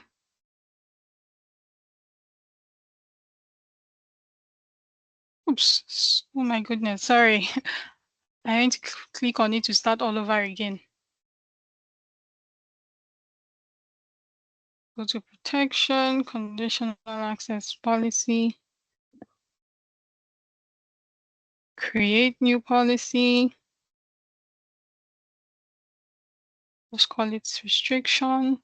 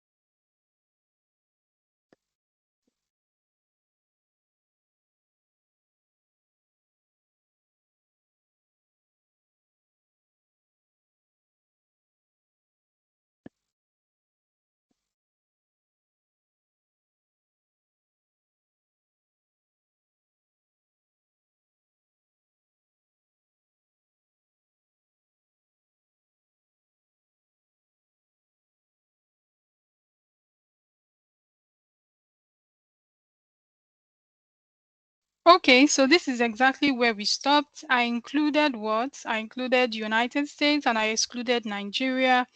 Okay, and then last but not the least is our grant. What do we want to do? So if the condition is met, block, right? And then click on select.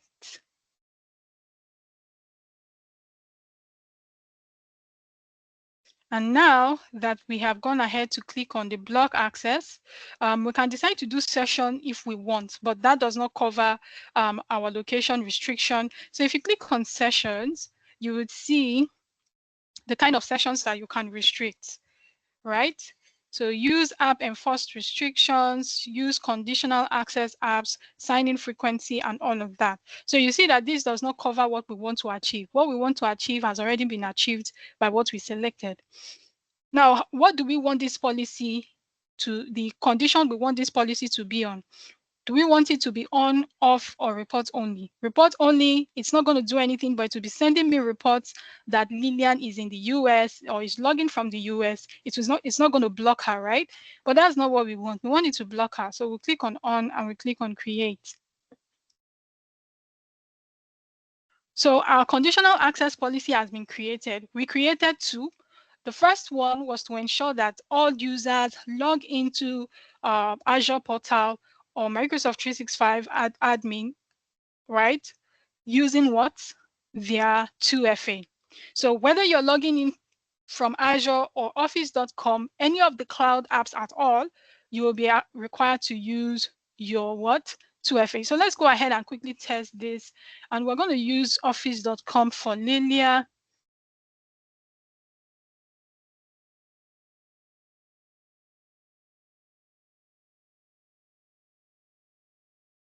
Please, if there's anywhere you are confused, please let me know. Okay, immediately we are done, I'm going to ask some questions. Please let me know.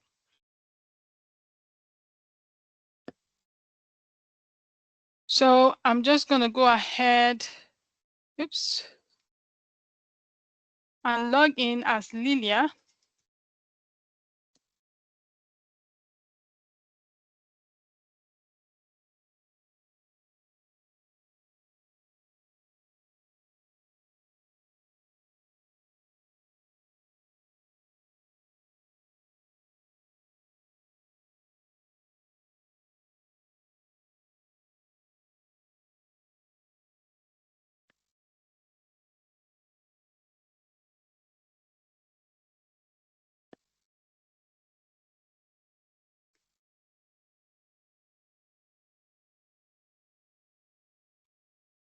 So now you see that it has enforced Lilia, right?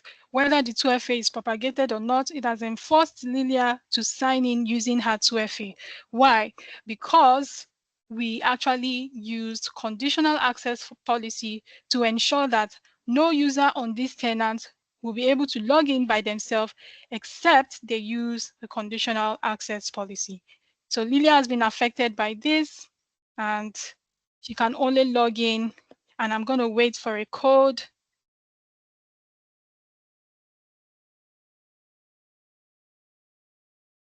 Right, and I'm going to use the code.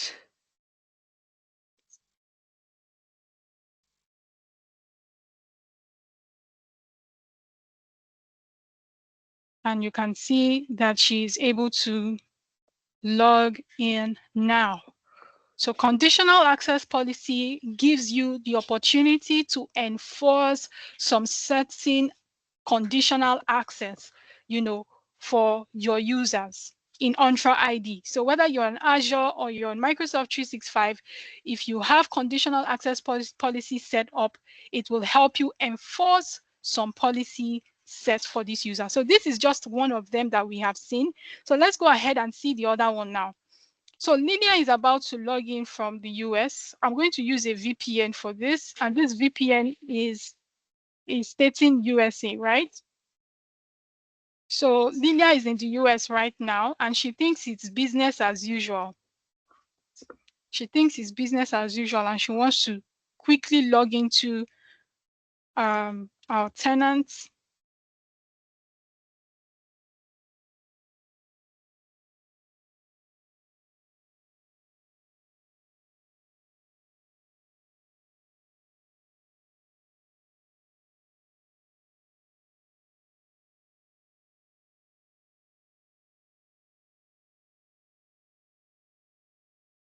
And there you go.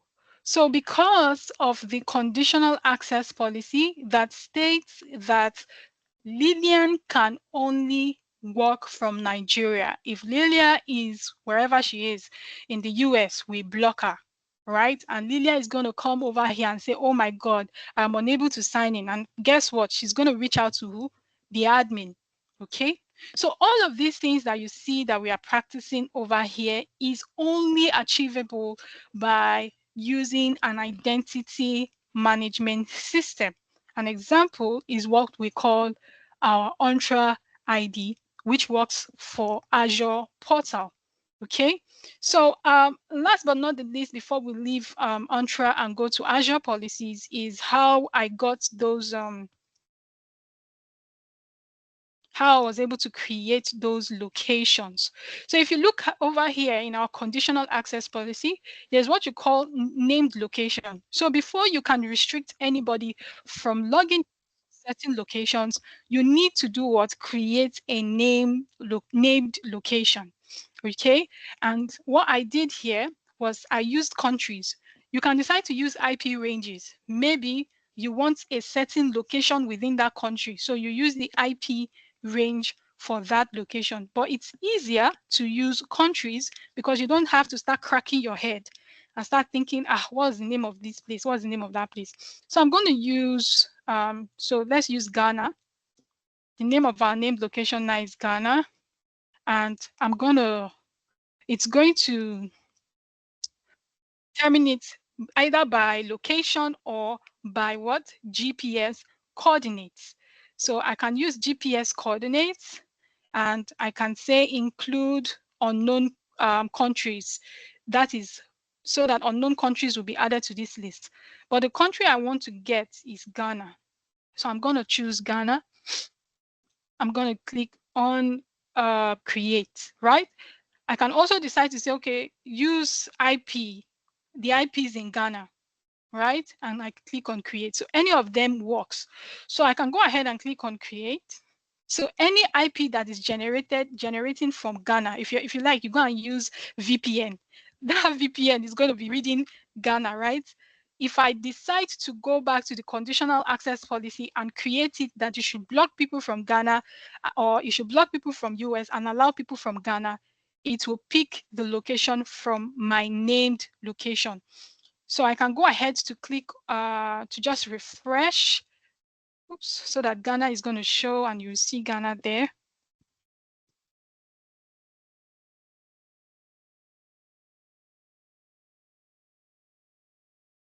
Okay, so now you see Ghana is here. Okay, so I have not used it for any conditional access policy, so it's not configured. So that's exactly how we were able to get the locations while we were creating our conditional access policy. So do we have any questions or concerns before we move on to our next point of action, which is our Azure policies? So I did not say even through the VPN, the person cannot have access. However, there are some technologies that will not even allow you to bypass because they will definitely figure out that you are using a VPN. Okay, so however, for conditional access policy, the user can decide to use a VPN to trick the system. Right? The user can decide to use a VPN and say, okay, she's in Nigeria, and it will actually allow her to bypass it. Right? But there are some added functionalities using some high-tech technologies that will not allow you. So in this kind of certain situation, right, I can decide to ensure that I get information using the user sign-in logs. Right? Some of us still used VPN and we're still able to bypass. We used VPN and we're still able to use Twitter. So similar here, or similarly in this situation, the user can decide to use VPN and still bypass. But the thing now is this: most users might not even know that you have configured conditional access policy. That's the truth. They might not even know that you have configured conditional access policy, and they will just notice that they are unable to log in. But the reason why they're unable to log in is because you have actually configured conditional access policy. The people can decide to be tricky and they can decide to use VPN and it's going to work. This part where I said, if you like, use VPN is because I was configuring it. I was talking about Ghana, right? For example, you go and use VPN that you're in Ghana. If I configure that Ghana will be blocked, you'll be blocked. Okay, so I'm not saying if you use VPN, it's gonna still block you. No, it's not gonna block you. It's gonna still let you go because then you're using a VPN that is stating that you are in another country. Okay, so yeah, VPN works very well, and VPN can bypass this technology. That was a very good question. Yes, this conditional access policy, right? Conditional access policy just it's when you create it, as you can see what it's doing, you select a particular country.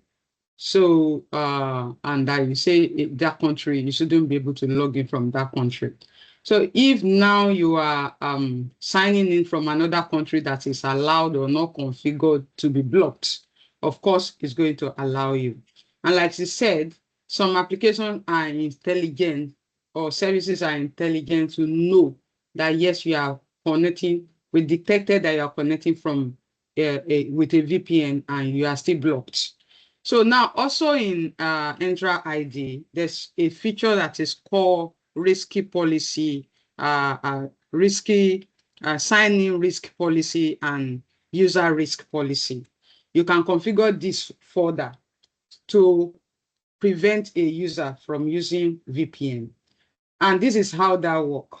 It's study the behavior of the user. Like for the past 1 month, for instance, since this user started logging or since it was created, it was logging in most of the time from this particular location via the IP from this particular country, right? Now, probably that day, something happened and you just turn on a VPN, you need to access a particular service and you forgot that you've changed maybe you've been connecting from Nigeria, Lagos, Nigeria precisely. And now you turn on VPN because you needed to access something in the United States. Your VPN configure your browser or however to appear that you are connecting from US. The risky sign-in is actually going to block you. You will start getting unsuccessful login. And by the time you go to the back end to check what has happened, you might see login failure due to impossible travel. Impossible travel means just a few hours ago, you were in Lagos. How did you manage to just suddenly appear in the US? So that setting is also available in your Azure environment. And if it is configured, let me tell you, you are going to be caught and it's going to block you. And I'm telling you, it's going to block you, except that policy is not configured in addition to the conditional access policy. I just said Bringing that up. What she said is very correct. There's what you call risky signing and the other one as well. So if you did not configure that risky signing or risky user, you will not be able, the user can just, deceive the system and go ahead to sign in using VPN. But that risky sign-in policy, what it does, just like she has explained to us very well, it is actually following your signing patterns. And if they notice that your signing patterns has changed, it will do what? It will still block you. So thank you so very much, Ma, for adding that information. That's a very useful information that we need to know. So anyways, we are done with conditional access policy. So the next thing we need to do is we need to go over to Azure policies. Okay. So I think we've spent quite some time. So I'm just going to be very fast with our Azure policy, and then we'll just create a demo and that's all. I don't think I'm going to be sharing anything like slides anymore because our time is far-fetched. Thank you so much, Madam Titi, for that impactful contribution. So now I'm just going to go ahead to Azure policies. So what exactly is an Azure policy?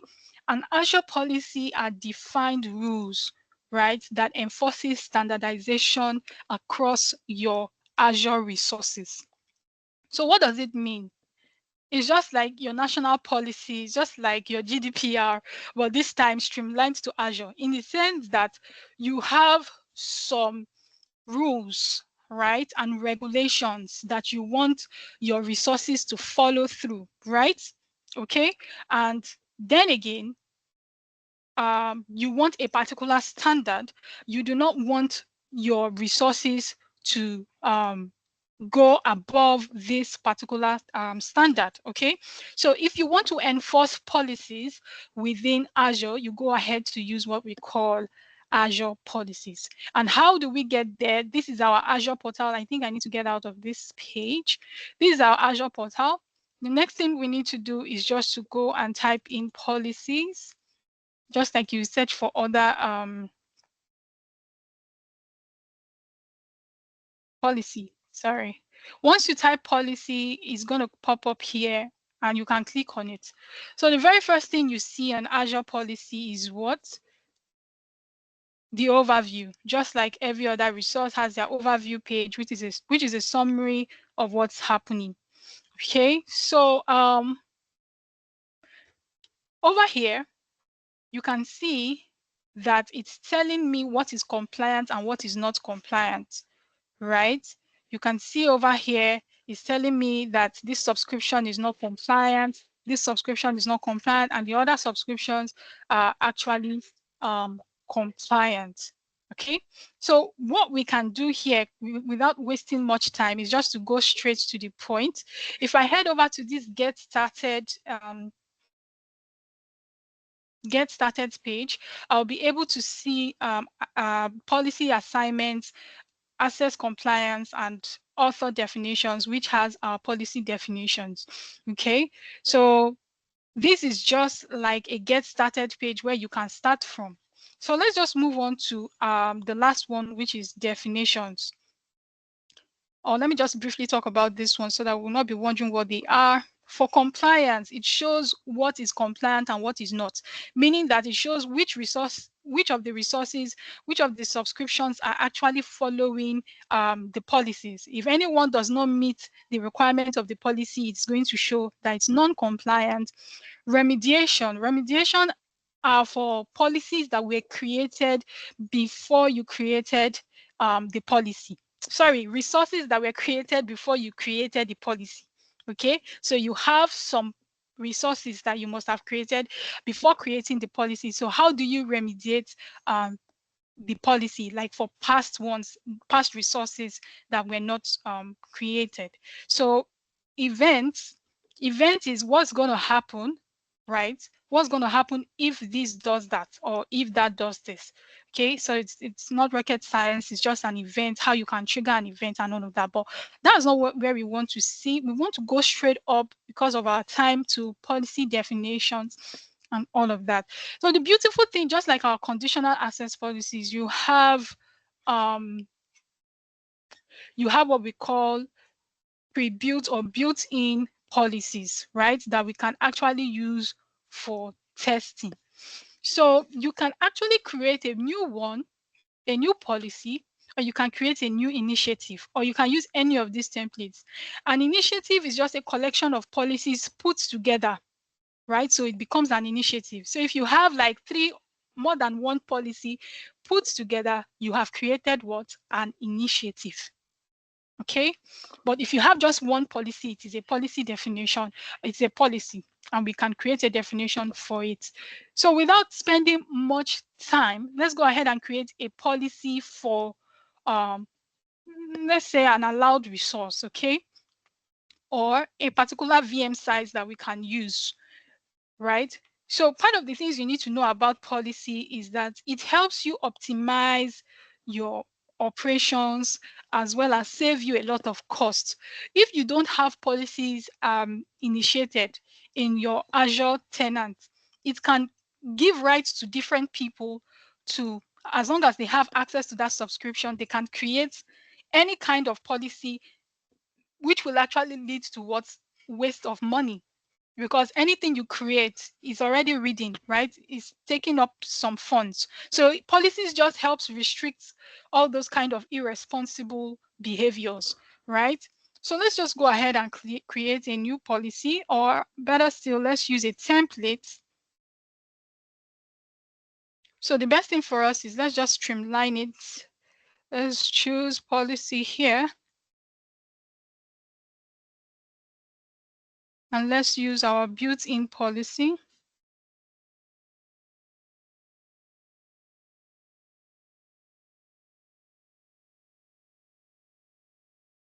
Great.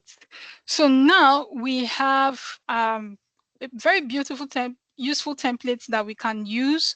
So the very first policy we can do is let's just use like an allowed policy. Let's start from that.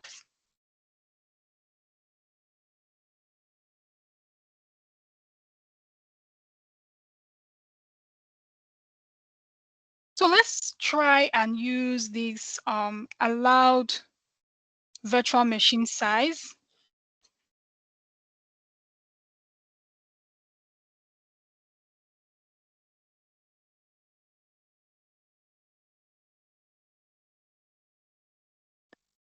Now, this is the policy that we want to create. So if you notice, the policy has created an ARM template written in JSON.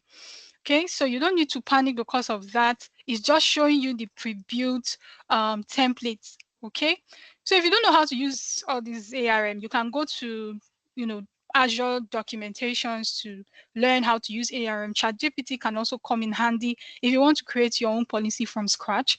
So the next thing we need to do is to click on what? Assign policy. Right? And now let's go ahead to define the scope of this policy. So defining the scope will tell us like what subscription exactly, right? Do we want this policy to affect? So we want to use this one, and we want it to be in this resource group, right? So we click on select, which is our scope.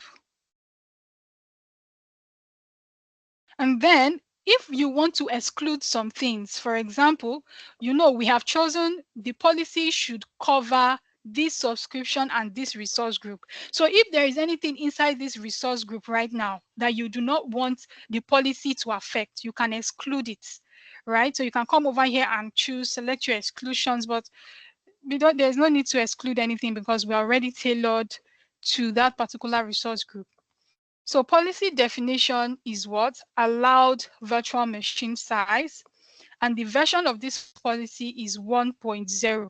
Okay, you can choose to change it to whatever version you want. Just in case you want to update this policy, the versions will keep changing, right? So you can choose to change it to whatever you want, but 1.0 is fair enough. Then the next thing we can do is we can just go ahead and click on next, right? And now remember, the policy we are trying to create is to limit people from creating certain size of virtual machines. For example, I don't want people to start creating anything that is above 8 gig RAM. That's going to incur more costs for us, right? I want to optimize our costs. So I want to select the virtual machine size. When you see SKU in Azure, it's talking about like a classification of something, right? So I want to choose the classification of virtual machine that I want them to create, okay? So I'm going to go ahead to do B series because that's very minimal. Or let me just choose this one. This particular size is what they can create. The D1 version 2. Okay. And I can go ahead to do next.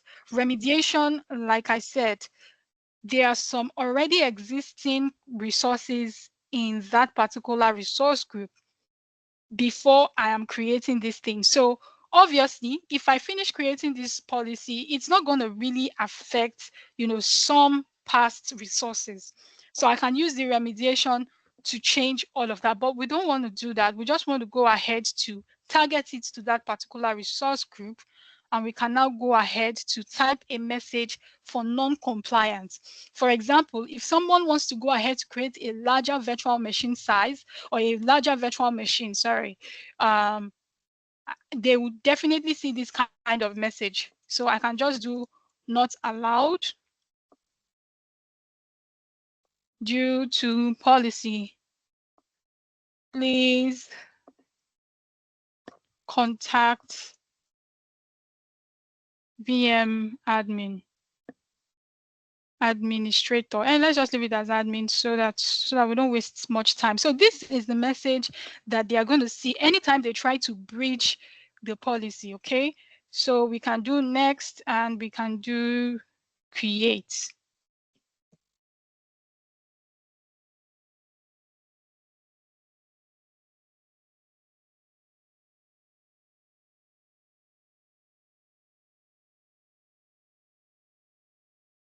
So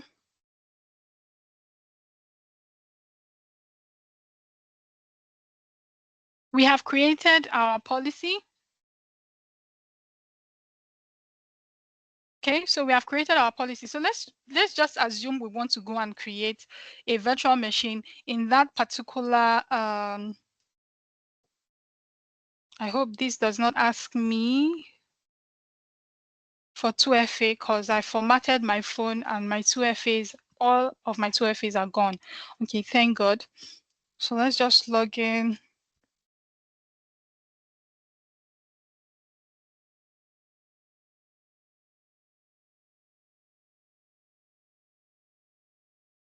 So let's go to resource group.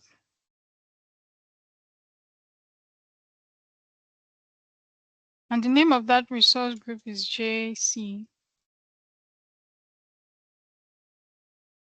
So this is where the policy, the policy scope, right, covers. So let's just assume I want to create a virtual machine in this particular policy.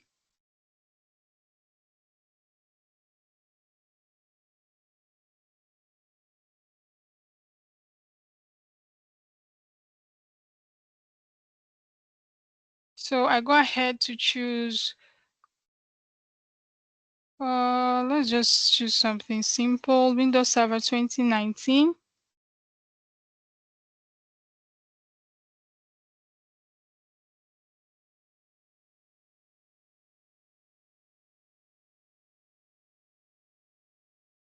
So I'm about to create this Windows virtual machine inside where I have a policy.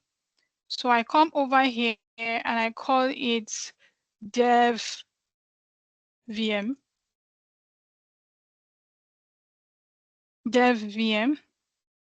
right?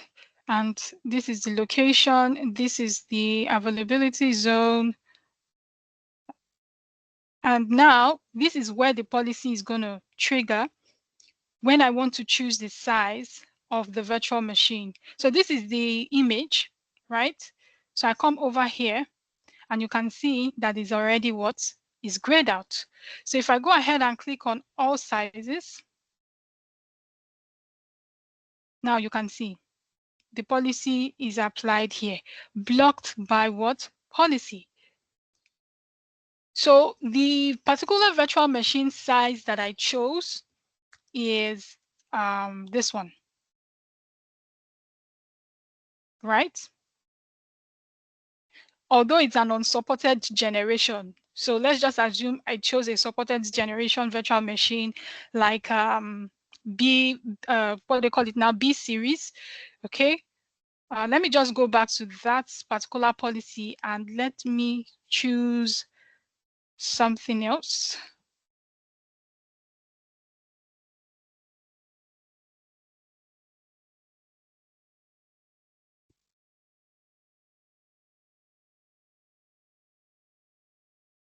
Let me just refresh this.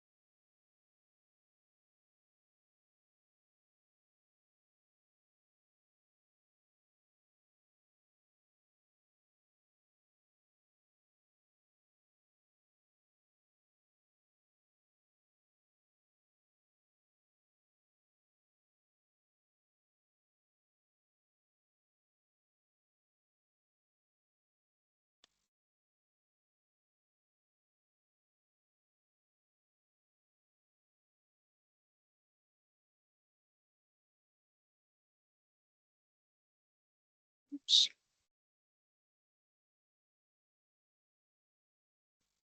Sorry, I just quickly want to create a new one and just show us right away.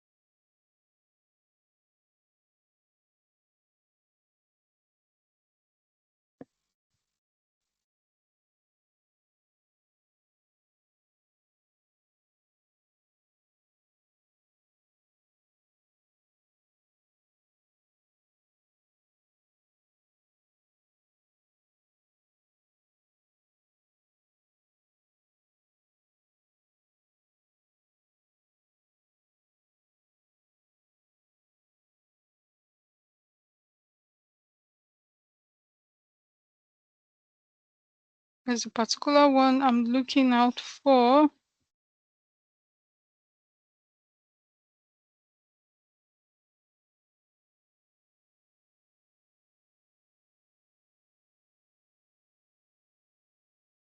This one.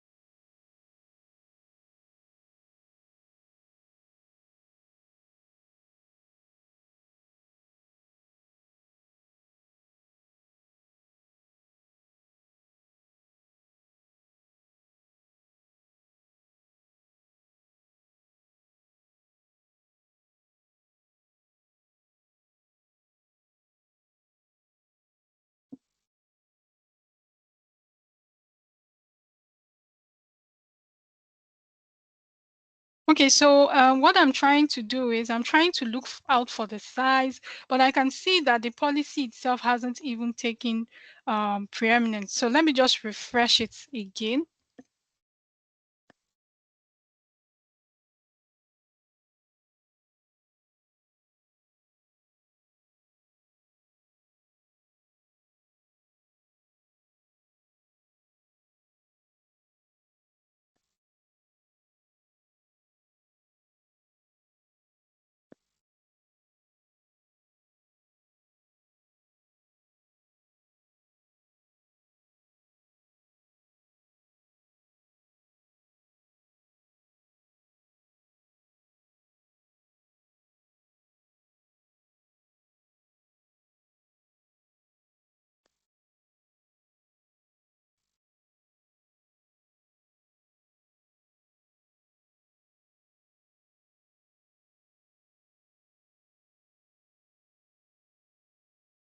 So every other thing here looks good.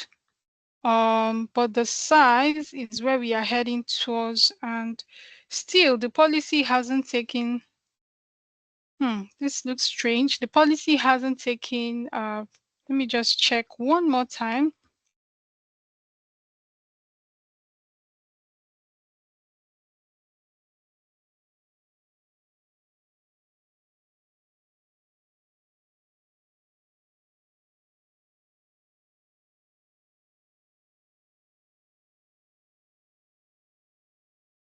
Let me use another resource group. Pardon me, please. I don't know why it hasn't reflected till now, but so that we don't waste too much time, it's best to just create a new one.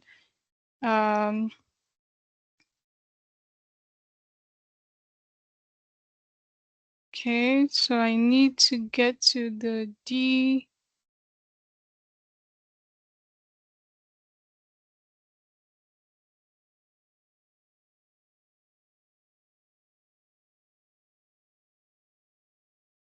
I hope this one. I hope this one is actually accepted. I hope it's accepted anyways, but just in case it's not accepted, you get the draft, right? You understand it. So let me just go ahead and create this one.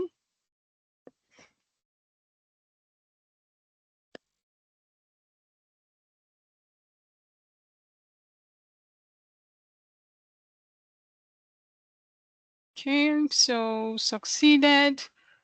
I go to my resource groups, go to my resource groups,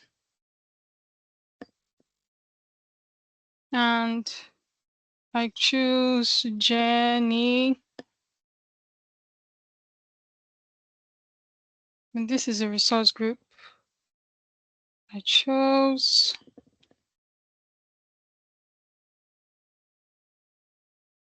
And then I go ahead to do create. I want to create a VM on this resource.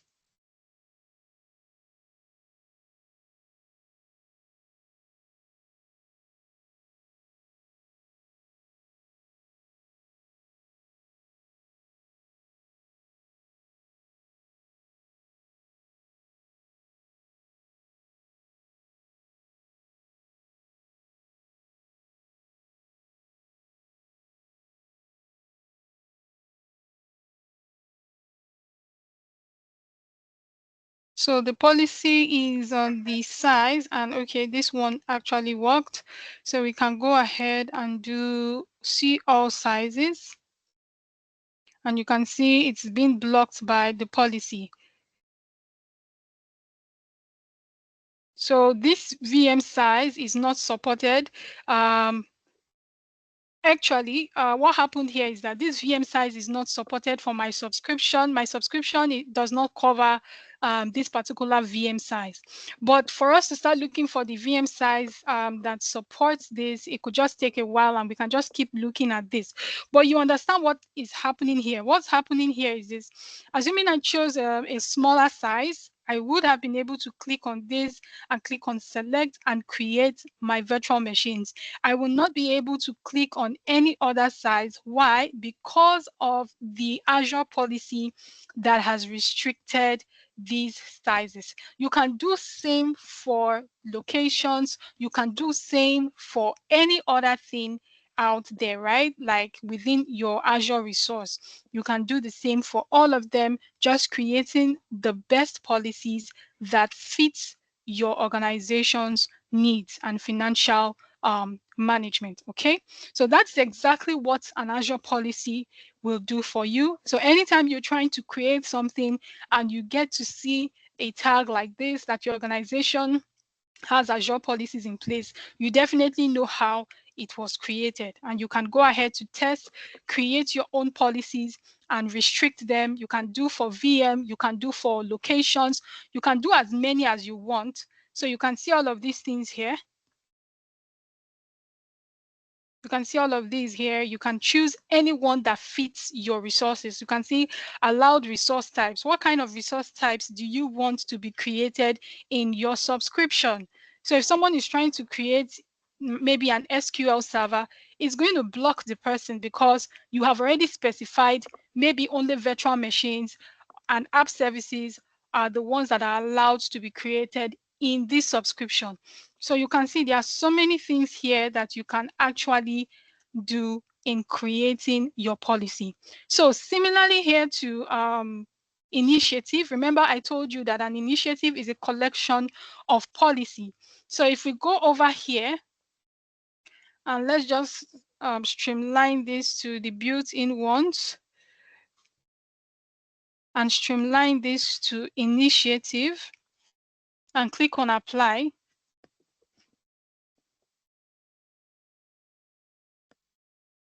Let me take off this allowed. So you would see the initiatives that are available for use. Okay, so we can see our inbuilt initiative. For this particular initiative, there are 6 policies. For this Australian government ISM protected, there are 41 policies. For these initiatives, there are 229 policies. So you can just go ahead to select something that you can easily create, or you can even create it from scratch, right? So let's just see something like this so you can see the policies that are in it. So look at the policies here. We have deploy image integrity on Azure Kubernetes service, deploy Azure policy on this, and Kubernetes cluster should only use images signed by notations. Okay, so for this particular Azure initiative, it contains 3 policies, and you can go ahead to do what? If you have a Kubernetes cluster, you can go ahead to click on assign, define the scope, define the parameters, and the non-compliance message, and